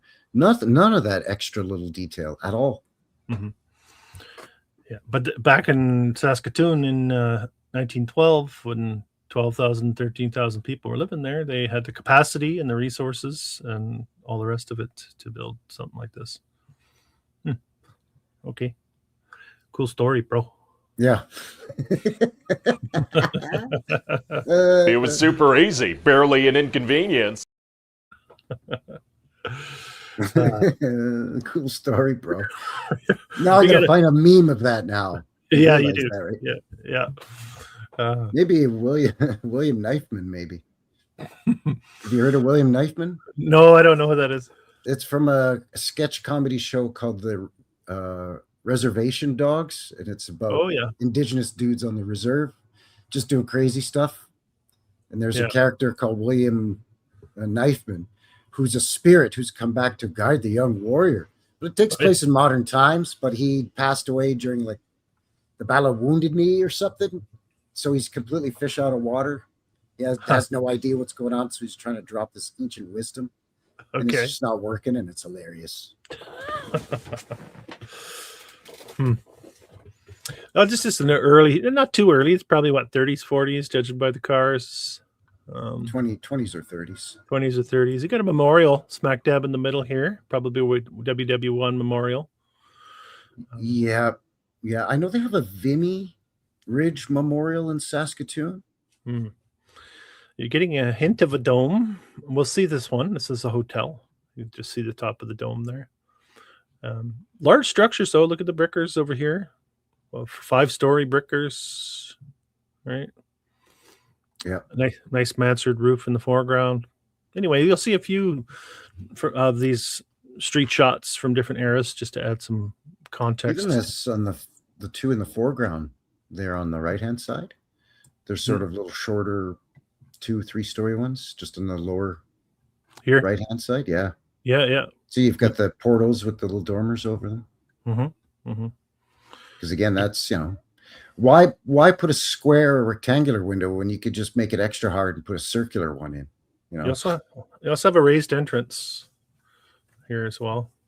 Something to think about. Very wide streets, though. Mr. Lake made sure the streets were good and wide, knowing that the rail cars would eventually show up.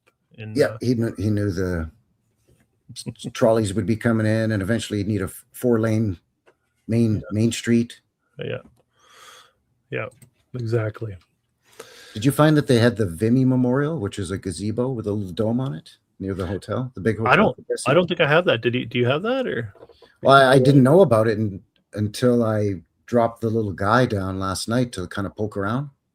I saw it. I mean, it's nothing super spectacular. It's just a small gazebo, but that's the Vimy Memorial. So I wonder what the one was that was in the middle of the road there. Yeah, that one which is a strange place. So just put it right there, bud, right in the middle of four-way intersection. Well, we've talked about something possibly being a fountain locations, some of these memorials. I betcha. There you go. Yeah. Who knows? That's probably the train station at the end of the street there. Yeah, that's now a shopping center.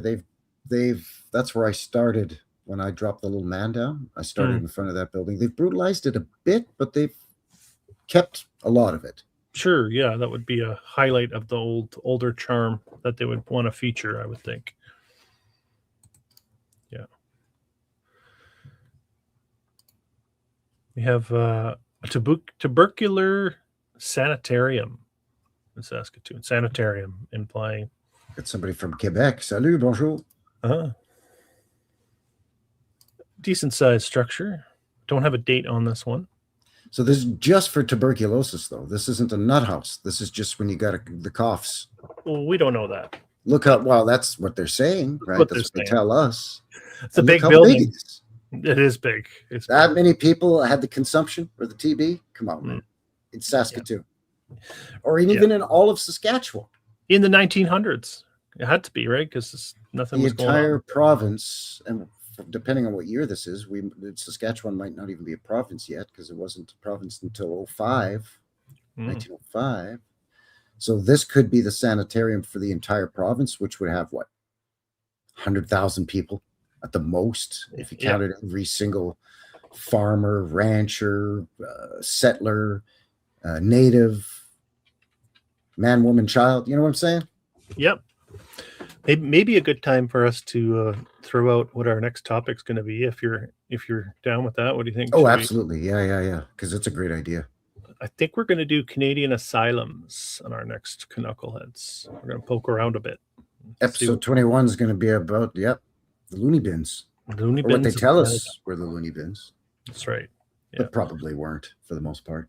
And there's some. I think that's great. Bangers. I'm excited about that, actually. That's going to be a great topic. And I think everybody, if you're not Canadian or you're kind of new to the official his story of Canadanedia land here, I think you're going to be in for a heck of a surprise. The narrative repeats no matter where you look. This is the old courthouse, 0708. Picturesque little building, that's for sure. Yeah, she's lovely. Very gingerbread-esque, that gingerbreading with the coining design. Yeah, which, I found a lot of that when I did Regina. A lot of the gingerbread look in Regina as well. So it looks a lot like the Carnegie Library here in Calgary, too. Very, very similar. Okay. But also, again, take note of the surroundings. Yeah, there's nothing. It's just muck. I mean, dirt. And mud-flooded windows that they've put bars over already at this early stage because maybe those are the holding cells. Yeah, they would probably say that. Yep. Barn here in the background. That looks like a barn. Yeah, that's what we build. Yeah. Decent sized barn. Yeah. Wood frame homes. Sure. I included a couple of these interesting structures. The granaries, very, very large complexes. Robin Hood. So we are probably all familiar with Robin Hood flower. Have a good night, Pastor of Castles. Yeah, thank you. Appreciate it. Thank you. Yeah, this thing is a behemoth. Look at that. Robin Hood was a big thing in the prairies, man. Yeah. And still quite prominent. Robin Hood flower. Yeah, for sure. Calgary had a huge one here too that they eventually destroyed and then pulverized the brick and the stone and scattered it over. Well, I don't want to get too into it because I'm going to do a deep dive video about it, but they scattered it over an area of the city that I'm actually going to go and poke around it. At least that's what they say. Yeah. They transported all the rubble by rail and they dumped it and scattered it in a certain spot here in Calgary. And I was like, wait, what? Why? Phil. Here's another one. Quaker Oats Mill. Looking like several generations of builds going on here. You can see probably the newer. Yep. 2-story gable, stick framed, and then the old. Very reminiscent of breweries too, where it's multiple builds on top of builds, or buildings that used to be separate are connected by new additions connecting them. Wings and so on being added. Yep. We're going to see. It didn't start off as a Quaker Oats mill. Come on, let's face it. Yeah, we're looking at a repurposing of previous structures. I think so. Yeah. There is a brewery coming, by the way. So keep going here.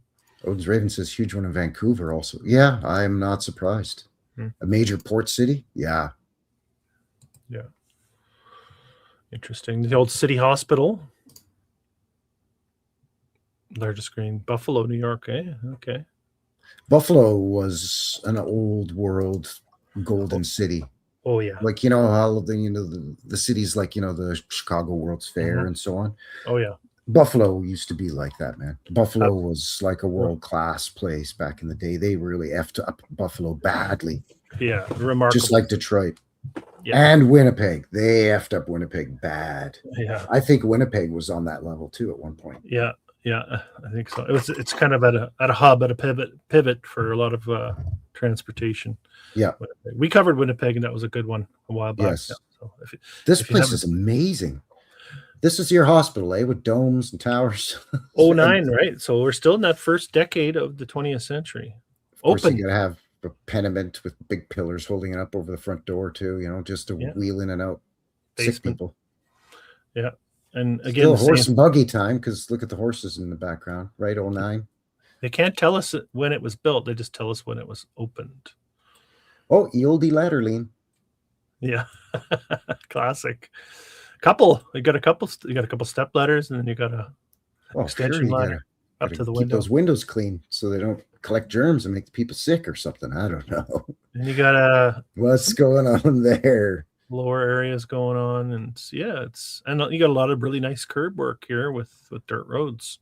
Of course, yeah, landscaped grass, poured concrete curbs, or whatever that is. Maybe it's concrete, maybe it's stone. I don't know. But then, but the roads are still just crud. It's crazy. Yeah, it's interesting. Look at that. Yeah, the nice looking street scene. This is early. This has to be early. And 21st Street was the trolley eventually. That's one of the main streets that it snaked up and down through this is their oldie downtown, which is not the tourist trap part on the other side of the river. This is like the legit downtown today, even still. Yeah, you got a Canadian Bank of Commerce here.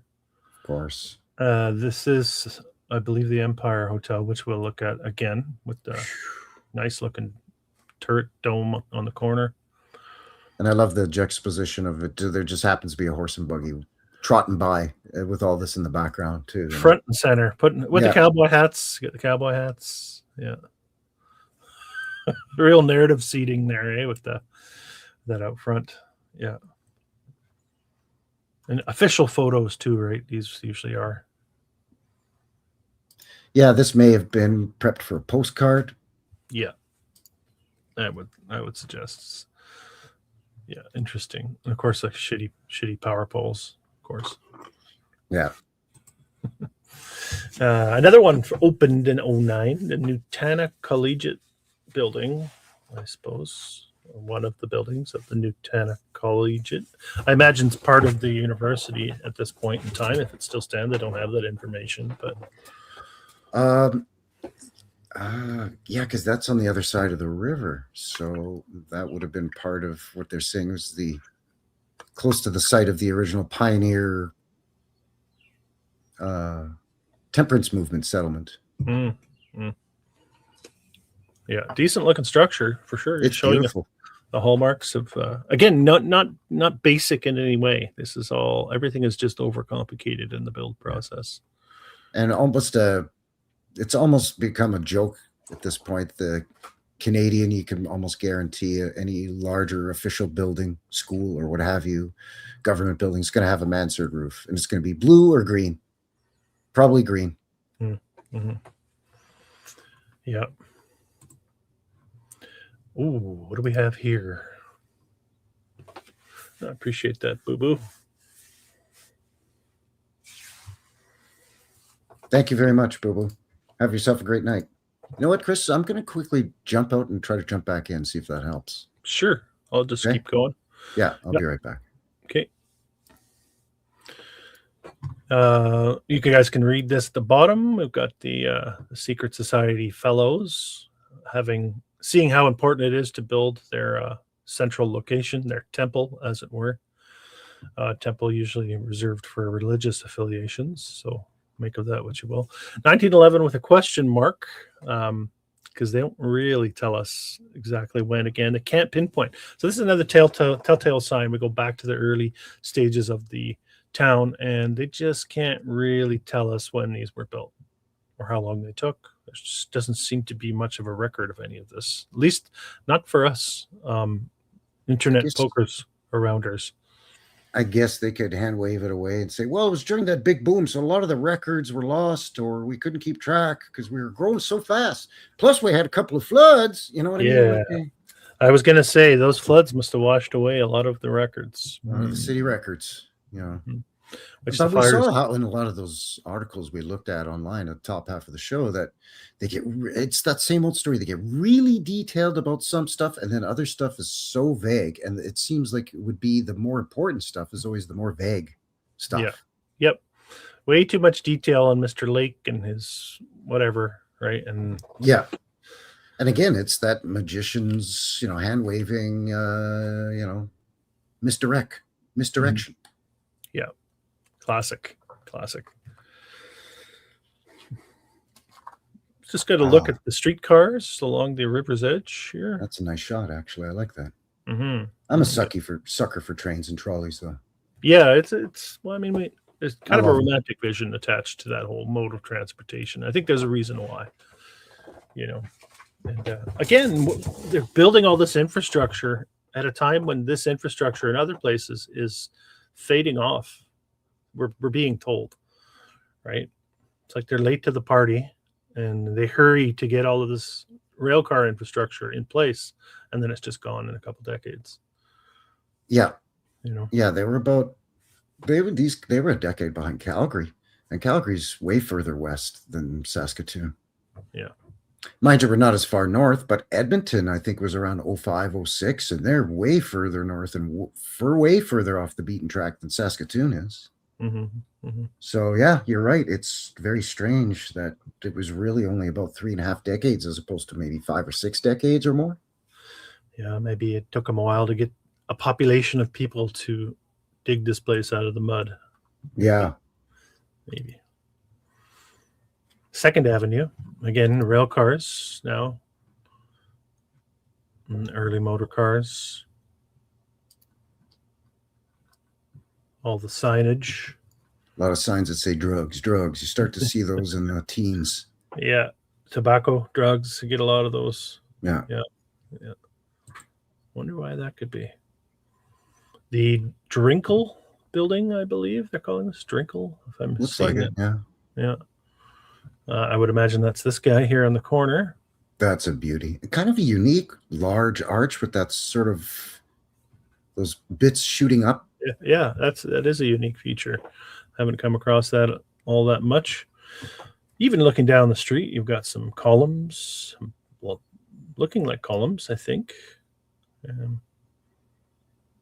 Interesting shot. Only three decades old, the city, we're being told at this point.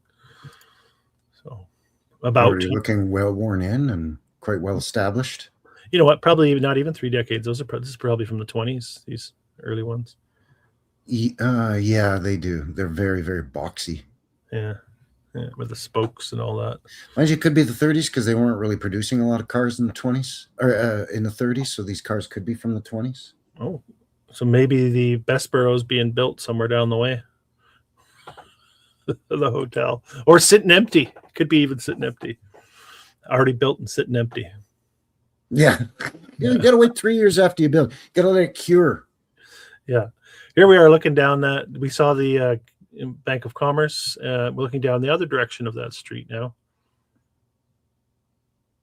And all of these buildings, especially that one with the big giant tech with the ball on it sticking out. Yeah, that one. Mm-hmm. That building looks like it's really stumpy. It looks like it should be a floor or two taller. Yeah. Just like for how fancy and robust it looks. You know what I mean? Well, yeah, look at those balconies. Stone balconies. Yeah. Looking like that's you don't do that today. I mean, how can you? It looks funny. Plus the awning just ruins it too, of course, right? Yeah. The awnings, yeah. It's redonkulous, dude. Come on. And then, again, dirt, very heavy dirt streets. Almost like it's covering something up that's below. Yeah. You know. And I'll show another shot of one of the main streets, 21st Street, with the Flanagan Hotel carriage in the foreground. starting to look like the streets are getting cleaned up here, not entirely. Super wide though, man. Still. But a mix of horse and buggy and motorized vehicles. So interesting. And the pole's looking very old. Yeah. For an early time period, looking very old. So it's interesting. Pinky Sue's asking, did they hire men to shovel the flat roofs? Serious question. Oftentimes, yes, if you do get a lot of snow accumulating on your roof, you do have to remove it, because as it accumulates and it gets heavier, obviously, and if it's wet snow, it's not that wet, heavy snow so much in Saskatchewan, not like it would be in Quebec, Ontario, or BC. It's more of the lighter, fluffery, powdery, but still, yeah, eventually you're going to have to get rid of it. Yeah. Especially as it melts in the spring, a lot of weight when that stuff gets wet. Yeah, so you got to get rid of it in stages if you can, or it's like basically like shoveling your sidewalk. Of course, we don't have to do that anymore with modern heat exchange, and everything's vented out of the top of buildings, so the heat just helps to keep that in check. Yeah.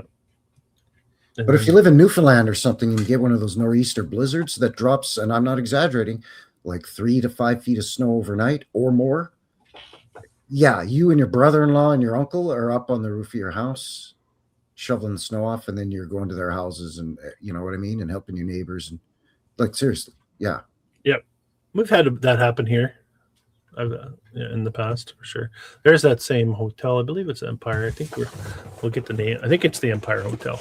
With you can't quite see the dome in this photo, but that tower or turret looks like it's octagonal.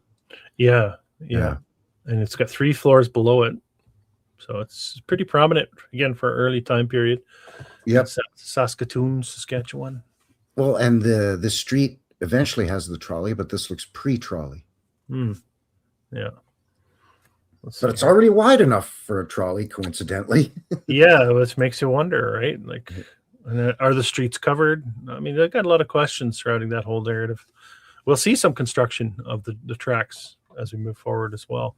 Old post office from that first decade. They banged off a post office for the people, and horse and buggy. Or no, just a horse in this case, no buggy. Yeah.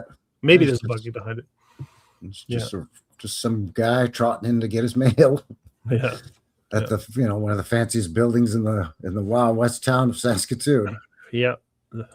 That's nice. Yeah. The old fire hall.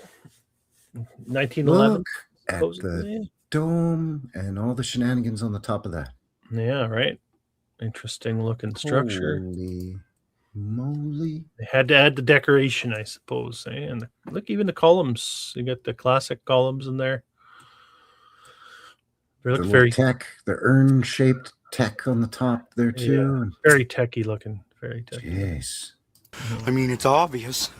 I don't mean I was staring at them, but I can't exactly control which direction my eyes go in all the time. Good old Bubbles. Bubs. Yeah. Yes, sir. Bubs. Yeah. Look how this kid just decided to put his hand in his pocket and stand right in this photographer's shot. Get out of the shot, kid. No, I'm going to park my bike and stand. Oh, it's not even a kid. It might even be the mailman or somebody. I don't know how that bike is standing up, actually. The pedal is resting on the top of the sidewalk, maybe?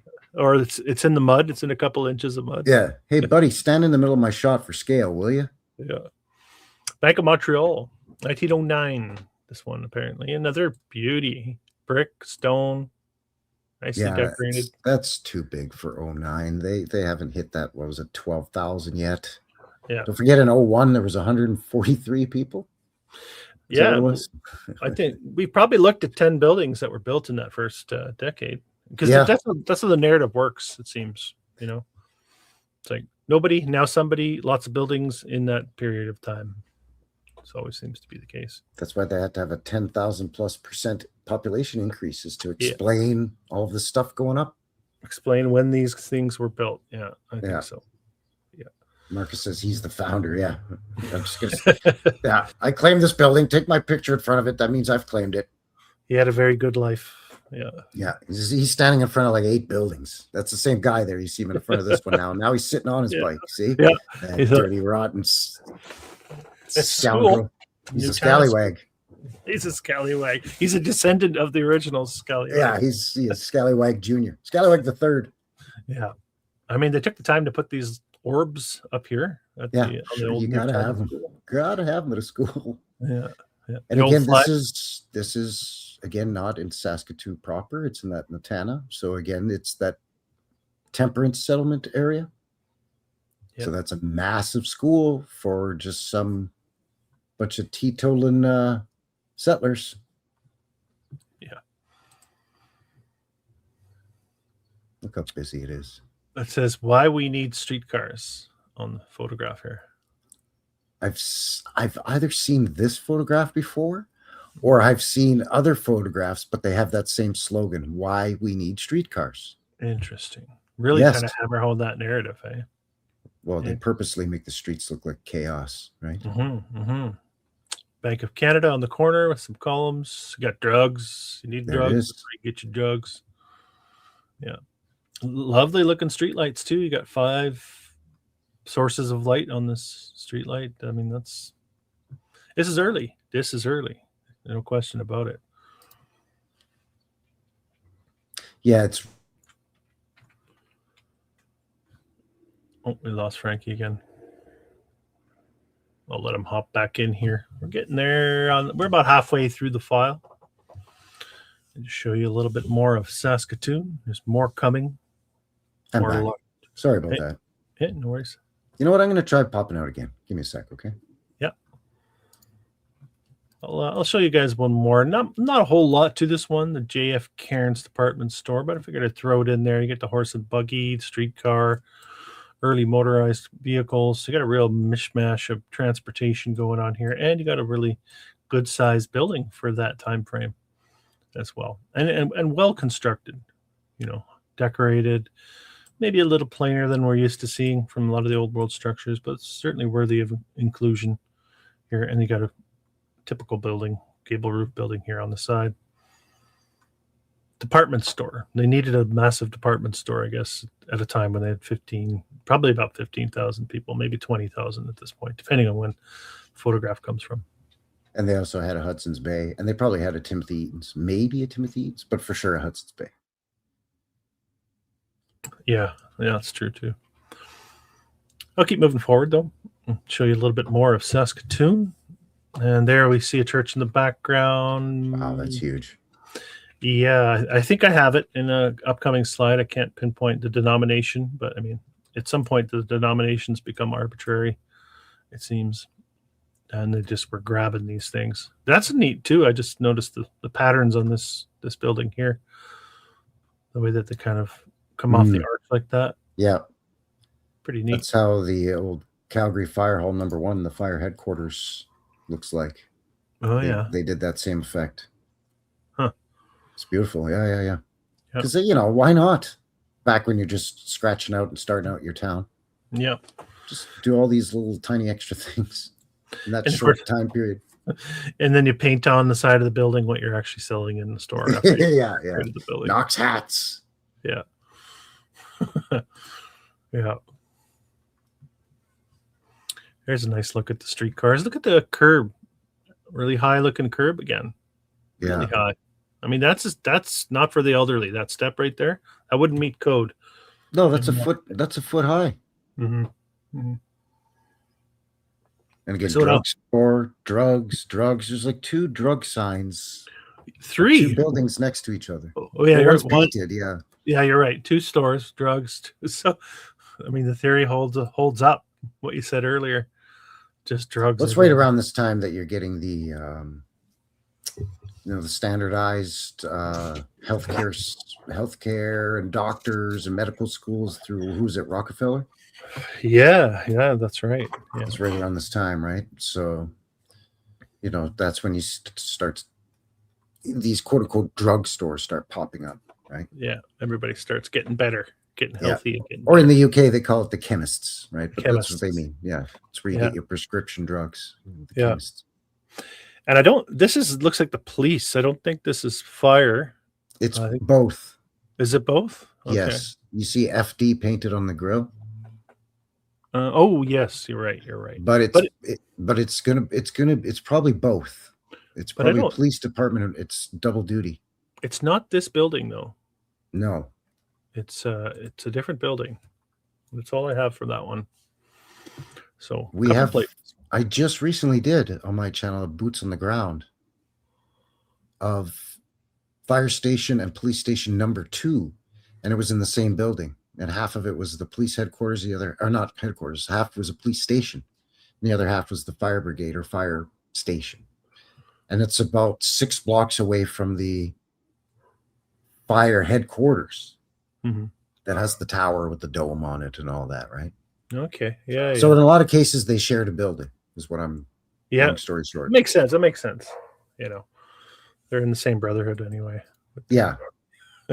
they're all, you know, square and compass guys. Yeah. I think I showed this one already. The King George Hotel. We saw this one earlier. Built at a very early time period. King George Castle. Hotel. Yeah. Castle. Yeah, exactly. 05, I think it was. It's ridiculously early. Albany Hotel. Albany Hotel. Yeah. A little more humble, but you can see again, look, entrances down below. Yep. Big arches. Yeah. And also having like just an old feel, especially for an early photograph. You have, just feels like It almost has a Tudor style on the front. Yeah. The upper 2-floor facade there. You know what I mean? yeah, definitely. Yeah. Possibly some renovation of an original structure. Who knows? Who knows?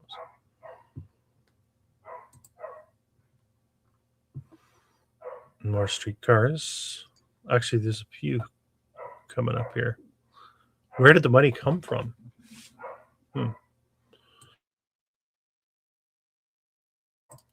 I don't know. Provincial government? It's hard to say. Well, you know, robber barons and Wealthy philanthropists? Don't know. Here's the train station that Frankie says has been turned into a market now in the modern day. CN Rail. Looks like CNR. Nice looking structure once again. It's got the very that's the one. nice decorative chimney on there and a little ball, whatever you call them on the peak, finials or whatever. Portals too. So there's the train station that made everything possible. Why are those two bozos standing on the track? Just standing there talking. Good Hey, how's question. it going there, bud? Oh, not too bad, guy. Yeah. It's an action shot. Meanwhile, the train's coming. Now, obviously, there's a lot of people waiting on it. It's going to be there any minute. They, they always say they were right on time all the time. Yeah. Huh. Here's an early one I found, 1899. Wow. Okay. Yeah. Yeah. Remember what we saw? There wasn't really much going on there in 1899. Was it? 01 had what, 100 people? Let's just double check here. 1901, 143 people, I believe. 113 people. 113. 113 people. So turn the clocks back 2 years for this photograph. How many people are living there? Yeah, come on. I mean, it's just. Look, they got streetlights. They got these curved streetlights already. Less than 100 people. I think we could safely say less than 100 people supposedly living there in 1899. Everybody that lived there, supposedly by their narrative, is in this photograph. And then some. And their relatives are in town too. Visiting, for Moose Jaw or whatever. And they have power poles and sidewalks and streetlights and multi-storied hotels, the Windsor Hotel, multi-storied retail buildings or whatever you want to call them in the background. Way in the back, too. Like kind of just to the left of the Windsor Hotel there. There's something big way back in there, too. Yeah. That's impossible! That don't fit. Yeah. Yeah. I mean, come on, man. That's, 100 people. yeah. This is 1899. Come on. This is a photograph where they were attempting. It's making my brain go silly. I'm just getting silly from it. They're trying to seed a narrative and they failed miserably because it just doesn't fit. That's what I think this is. Unless there was. unless a bunch of people skipped town between 1899 and 1901. You know what? Ain't that great? We're going to leave now. But actually, it looks pretty great. So why would you want to leave? Look at that hotel. It's glorious. The only thing that's crappy is the streets. That's the only thing that's crappy. Everything None else of it looks new. Decent. None of it looks new either. No.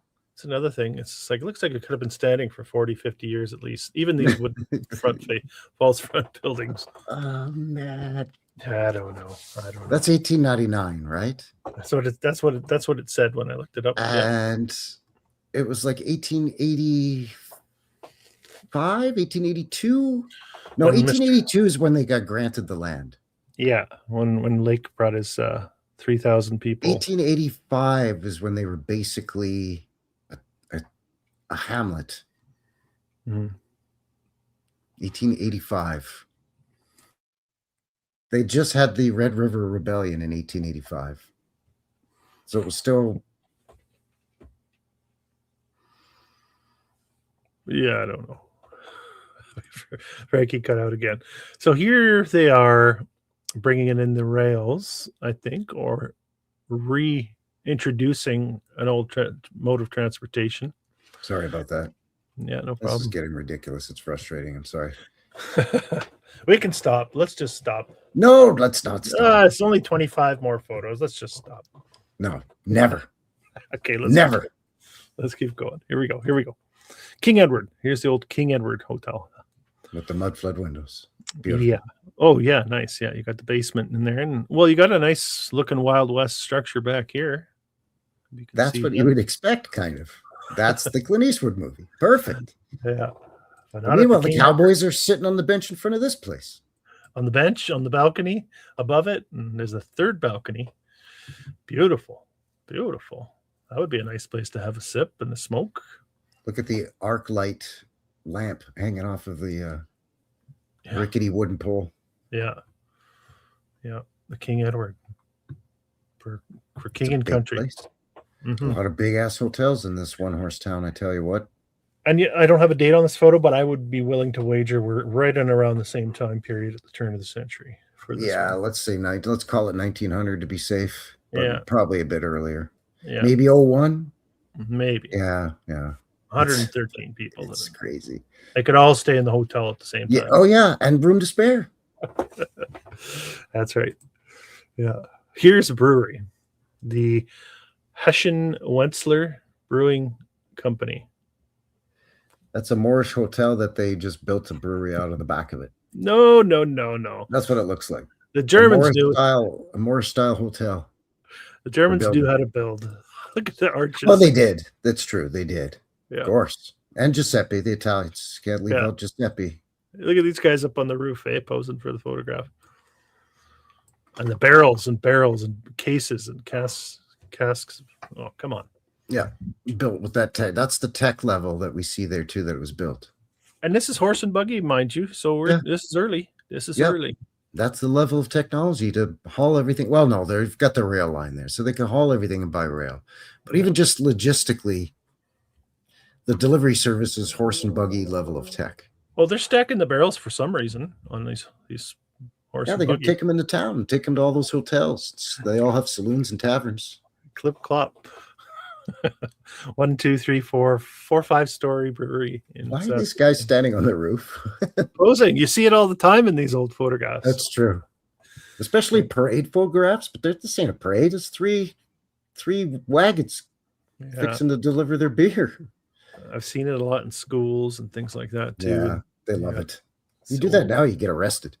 Yeah, that's right. It's a claiming of territory, I feel like. Look at the size of this university campus. Are you kidding me? Yeah. So here, some of the old buildings on the University of Saskatchewan campus. But stone and brick, I would say, for the most part.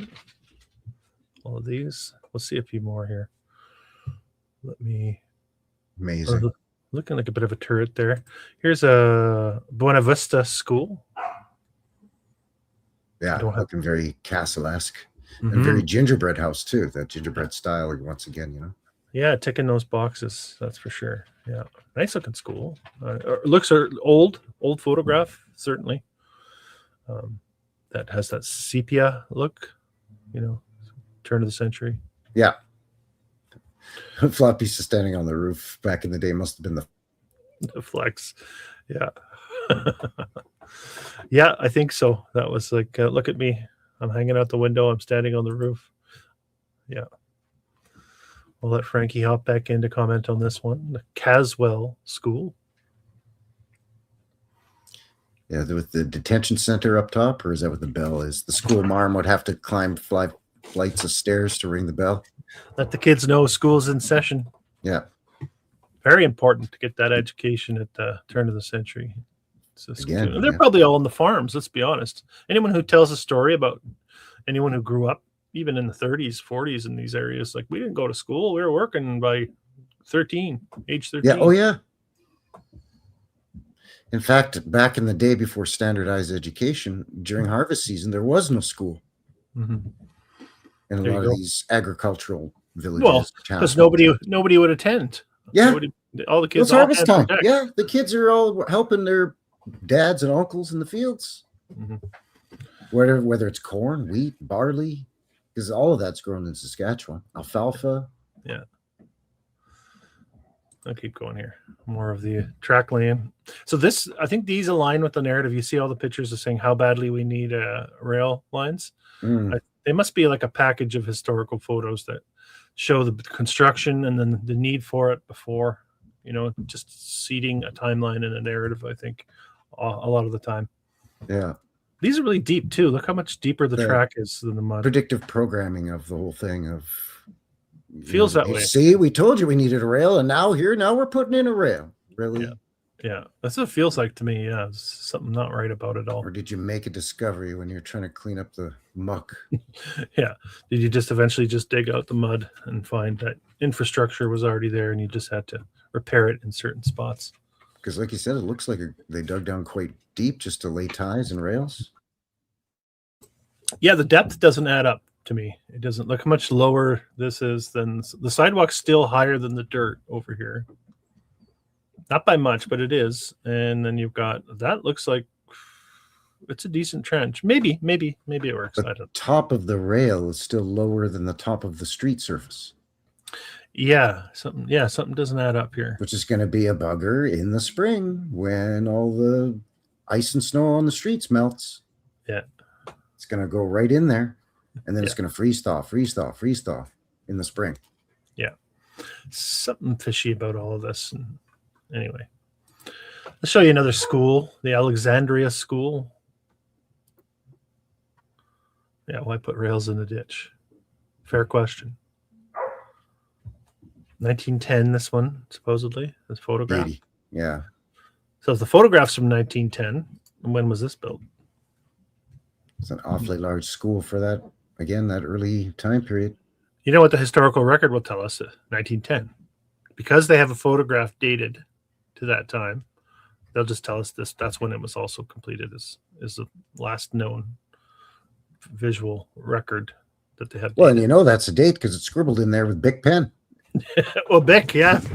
It's not even the same color ink as the title of the school on the left side of the photo.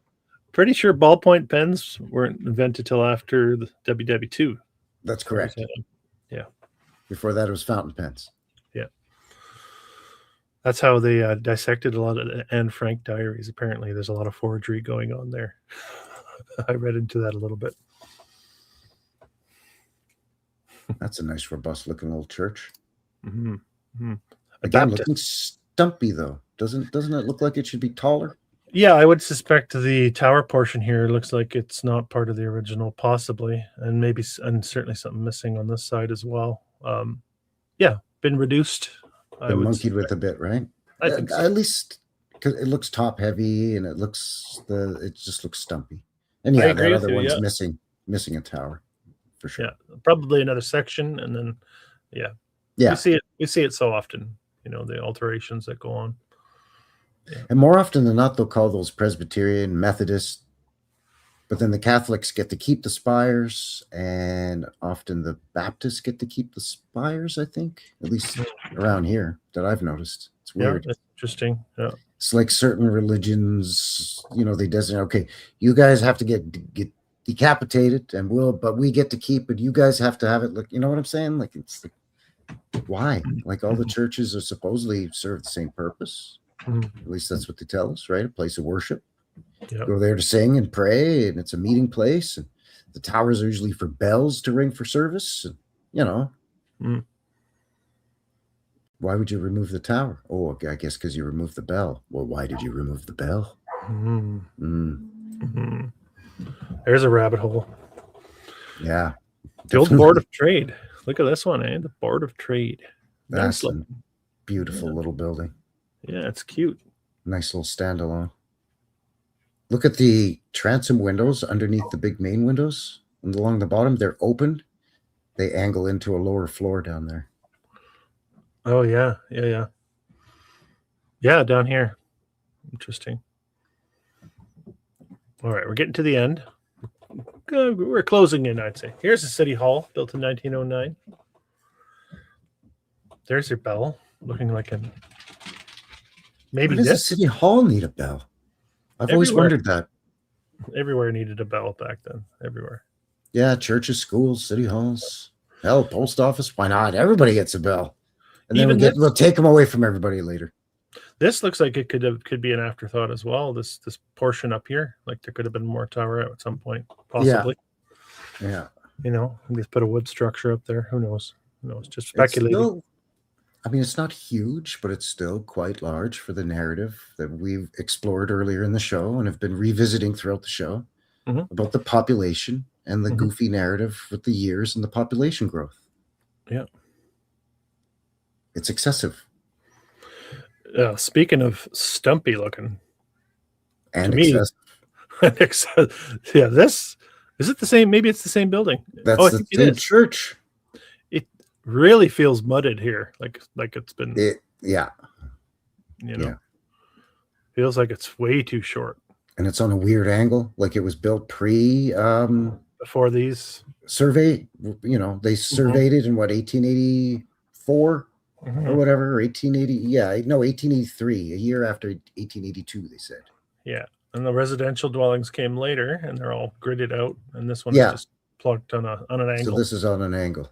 So built pre-survey. So perhaps already there. Yeah.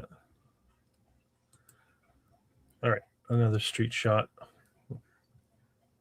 And another street shot. So it's really prominent rail car narrative in Saskatoon. Yeah. I love shots like this. Yeah, there's that. Take away the crappy signs and you look at it and you go, man, like that looks lovely. Yeah. 35-cent meals you can get there. Sure. There's that bank with the long columns. They are columns. You can see the capitals here on the columns. We saw that earlier from another direction. Probably the Imperial Bank, now CIBC. No, we saw that one as well. Or is this the Toronto Bank? Or it could be the Molson Bank. Yeah, we haven't seen a Toronto or Molson, so one of those possibly. And then you look at the sign here. What do you think the last two letters of that word are? DR.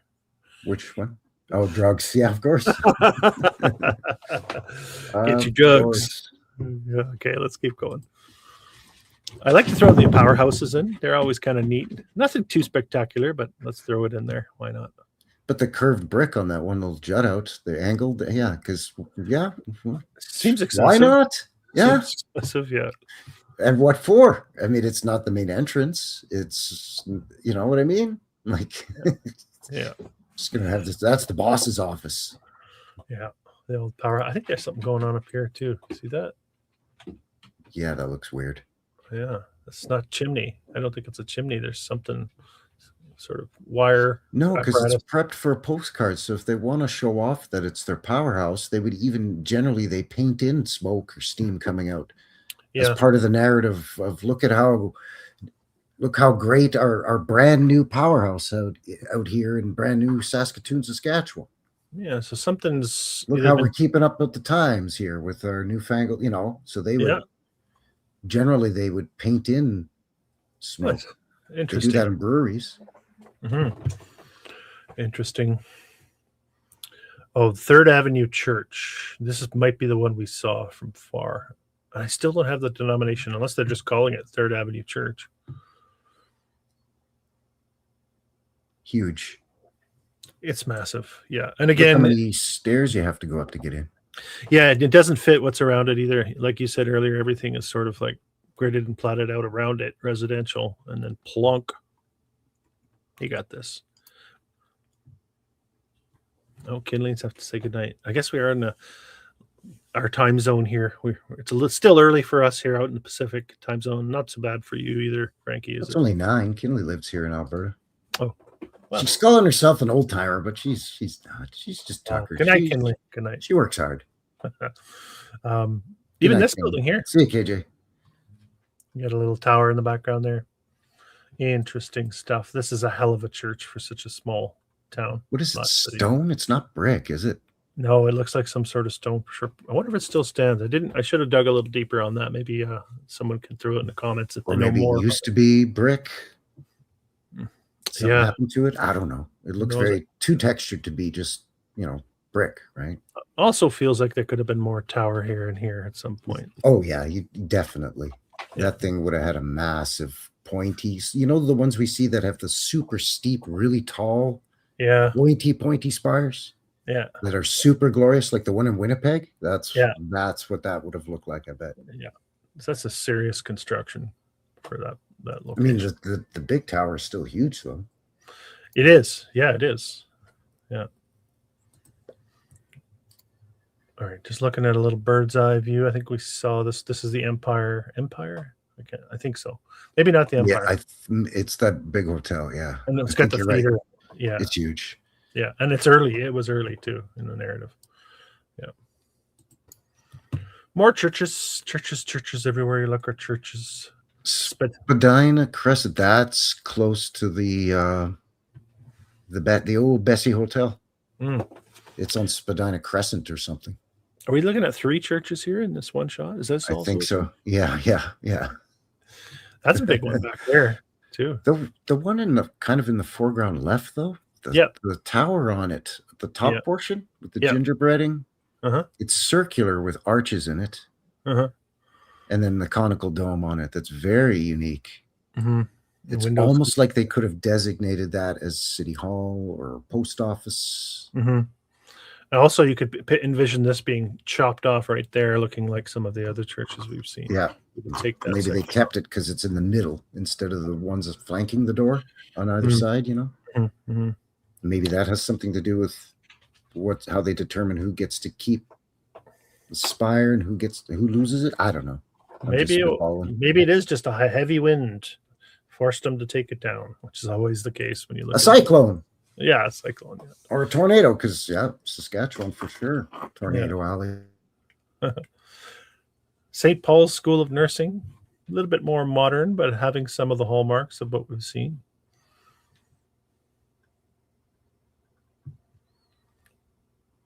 Big structure. I'm sorry, I keep dropping out, but yeah, that thing is. At first, I thought it was just a public school, but then you said School of Nursing, and I read that too, and I'm like, oh, wait a sec. Like that to be a public school, that's way too big. But nursing, look how many nurses are. Yeah, you got the cross up here too. Dude. St. Paul's, yeah. Worthy of inclusion, and then also looking very messy around it. Not very well kept around the structure itself. I mean, they monkeyed with the front entrance too, the stairwell and stuff. Yeah. Look at the gingerbreading. They loved that in Saskatoon, man. Yeah, like I said, Regina also showing a lot of those features when we look in that location. Their neighbor, I guess, Saskatoon's neighbor. More university buildings. We saw these from above, so we're looking at them a little bit closer now, just to give you a sense of the types of structures. There's a little turret. I think we saw that from above here on the corner. Yeah, exquisite. This is a whole. It's probably all self-sustaining too, right? It probably has it's not on the city grid, probably even to this day. That's kind of the thing too with a lot of these university or quote unquote university college campuses is they were self-sustaining. They could produce their own power. They had their own water supply. Much like the asylum complexes, actually. The which, sorry? The asylum complexes were similar to that as well. Yeah, because I think these were something else, and they've just been redesignated as education centers or hospitals or asylums. Agreed. Yeah. Oh, a YMCA.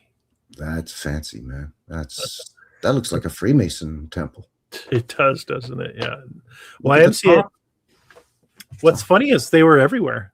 These Yes. YMCA's was like there's one in every place, every city, and some of them are the castles. This one's not bad either. Actually, this is another look at it. I think. Yeah. No, sorry. This is the military hospital. I don't think it's the same building. Is it?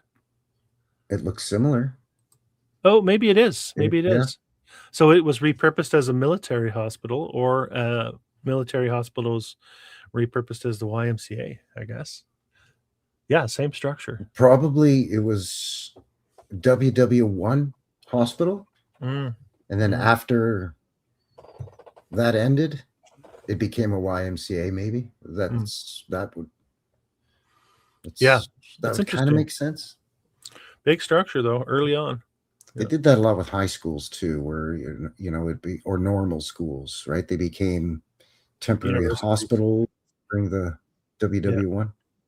Now, I called this something else earlier. This was the Senator Hotel. Oh, okay. The Senator Hotel. With the really nice. It's one of my looking. favorites. And early, you can tell this photograph is coming. I didn't get a date on when it was built. Well, it's pre 1910 because there's no cars. Yeah. Let me see if I can find it real quick. This one sticks out like a sore thumb, though. For a lot of reasons, mainly having to do with that. Here's another look at it from another angle. Yeah, the heavy mud streets again, and you can see the lower windows here. Yeah. Built in 1907, opened in 1908. Yeah. So there's this, no cars yet. So they had dome builders. Those people that were flocking to Saskatoon in that first decade were pretty proficient at building domes, obviously, and towers and churches and all the rest of it. Okay. I think we're close. This is the Drinkle. We saw this one earlier, and I've got one more. Let's wrap it up. We saw this one as well, the Alexandria School. I didn't realize look at the dome on that. It's awesome. Mm-hmm. Yeah, they were good at that back then in Saskatoon. It's a good question. Do we think the previous civilization used vehicles with rubber tires like we do? I couldn't tell you. I have no idea. Yeah, honestly, don't know. I don't know. Well, I think the streetcars were a large part of the mode of transportation. I know wooden wheels just seems dumb, right? Because there's just no shock absorption whatsoever. And to make them last, a lot of times they would put a sort of metal plate them around the circumference, like the surface of the wheel, right? Oftentimes they would put like metal sheeting around it. Yep. Sheet metal. Hold them together. Yeah. Yeah. All right. That concludes my presentation on Saskatoon. Fantastic, buddy. Absolutely amazing. As always, bringing the good stuff. It's the official narrative is hokey enough, but then when you look at some of the photos, right, that are supposed to go along with what we were told, it really helps to drive it home. A lot of these buildings. Yeah, just too much, right? It's just too much to believe when you pair that with the narrative they're telling us about the way these towns came to be. It's always the same case, no matter where you look. Saskatoon's a really good example of all three, though. It's the unrealistic population boom, the unrealistically short build times with multiple buildings going up in the same time period, and then the amounts of buildings not matching with the actual population that were given during the years that were told that it's built. Yeah. Whether it's 09 or 1901 or whatever. A lot of those buildings in those photos that were marked 1899 look like they'd been there for a long time already. And there's, from what we're told, there was really nothing there prior to 1885. So, and it's not it gives just you 6 years. It's the infrastructure too, right? It's the sidewalks are all perfectly poured, and the lights are already in. Street lights are fire hydrants. It's too much. It just doesn't. doesn't make sense for what we're being told. Well, and the amount of hotels always flabbergasts me, especially in these small Canadian prairie towns. Well, any small town, really. Yeah, You know, where you've got 2,000 people or 5 or even 8 or 10,000 people. Why do you need a dozen hotels, and some of them really big? Not even including that big railway hotel, the Bessie, as they call it. yeah.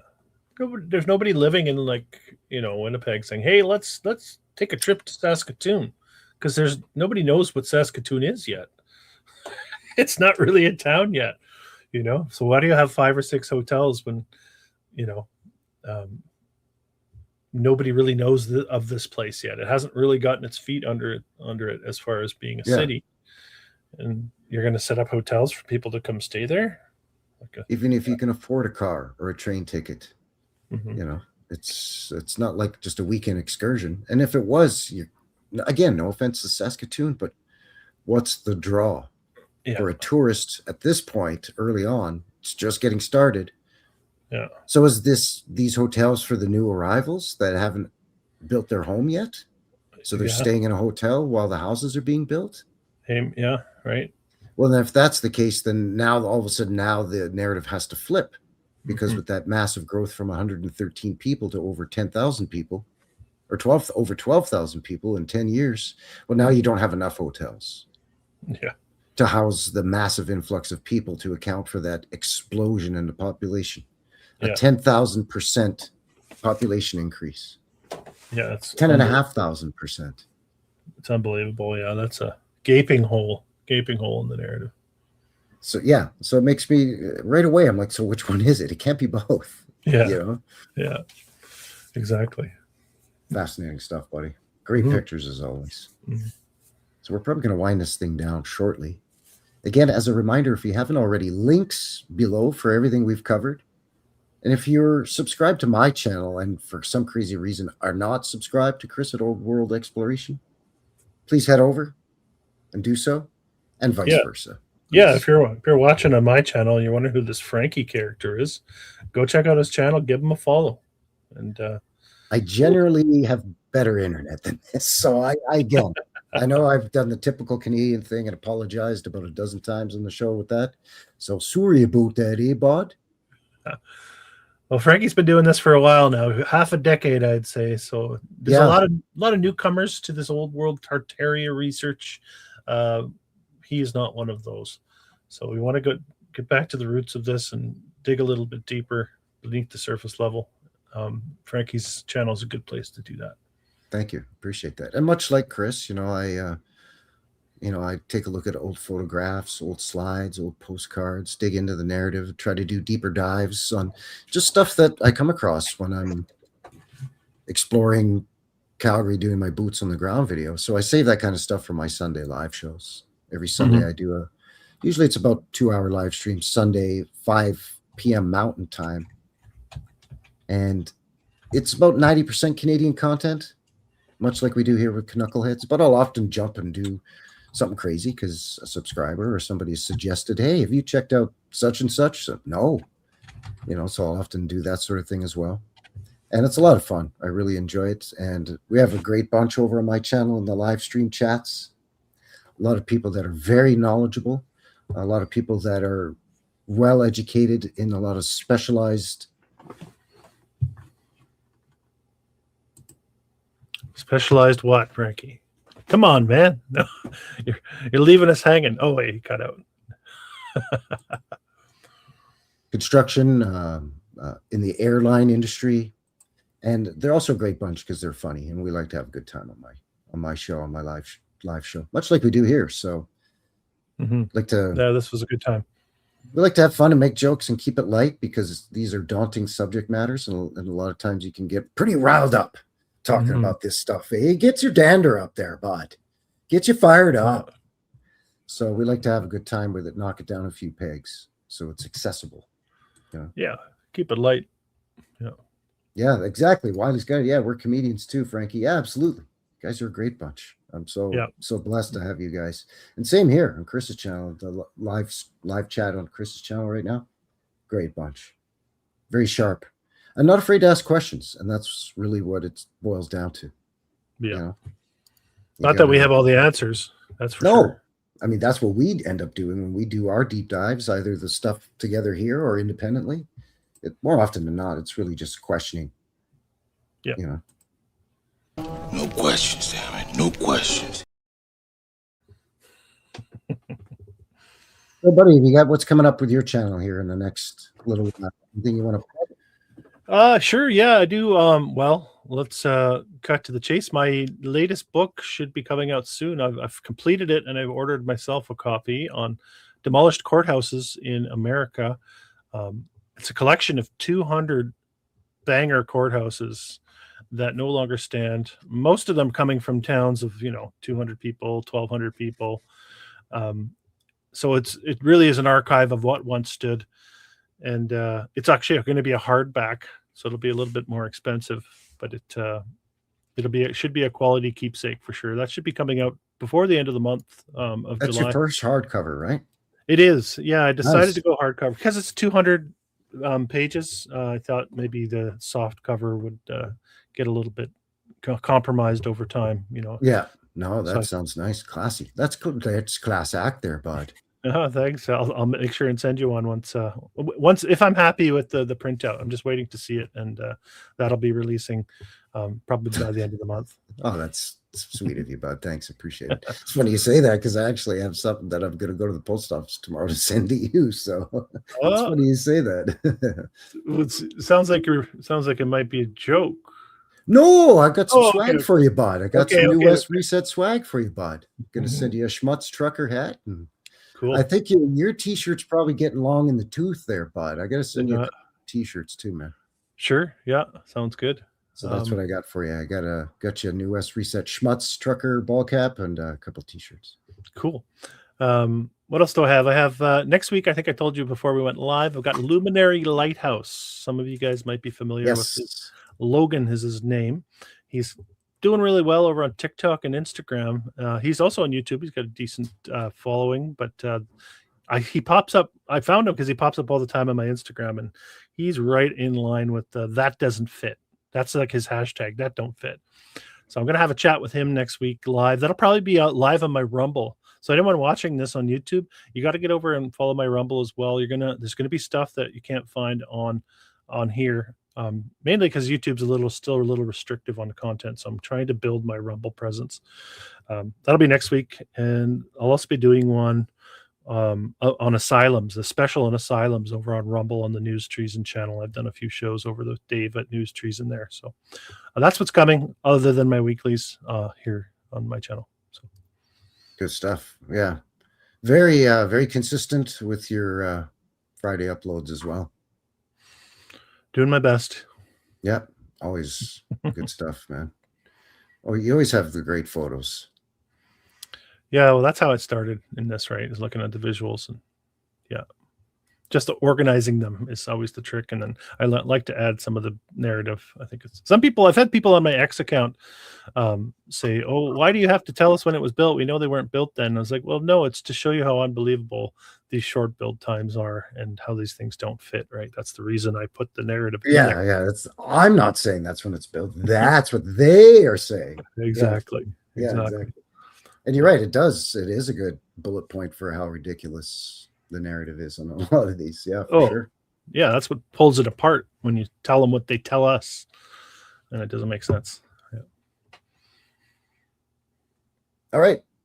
Cool. What have I got coming up here? Well, much like you, every Friday I upload. Mine are boots on the ground, usually here in Calgary, unless I can get out on a road trip or something. Every Sunday, as mentioned, I do my live show. I've got the Reset 1700 re-upload, the redo director's cut. Yeah, let's go with the director's cut of my mudflood documentary Reset 1700. That's coming up in the next few weeks. The one that YouTube's took down and gave both myself and my partner here, Chris, a strike for. Yeah, that's going up on my Rumble too. I'll be putting that one up. I think that one hit close to home. So anyways, I removed the stuff that unfortunately I had to, and gonna re-upload I will re-premiere the director's cut of that on a live stream in the next few weeks. So yeah, keep your peepers peeled for the notifications that don't work at all. And I'll keep everyone posted for sure. And I'm going to be starting a new series where I do kind of like what Chris and other channels do, a little bit of a longer form video with a little bit of a deeper dive. Stuff that maybe is not quite enough meat on the bone to fill a 2-hour live show, but would exceed, a 10 or 15 minute quick little boots on the ground thing, a little bit more of into the narrative, as well as looking into some old images or archives and that sort of thing. So yeah, lots of fun. We always have a good time.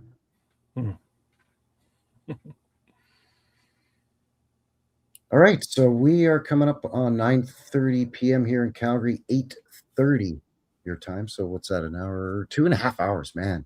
2.5, yeah. You shut her down. Quit blabbing, will you? Jeez. It's been fun. Oh, Asylums.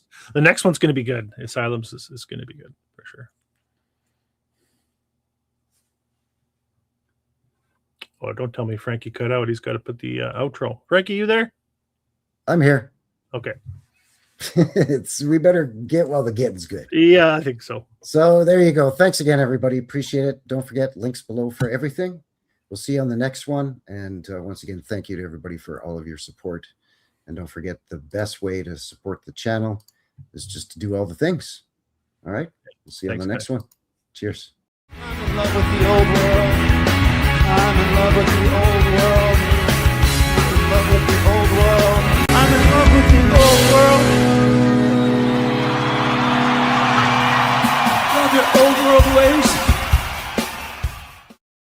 I think that was like our best show ever.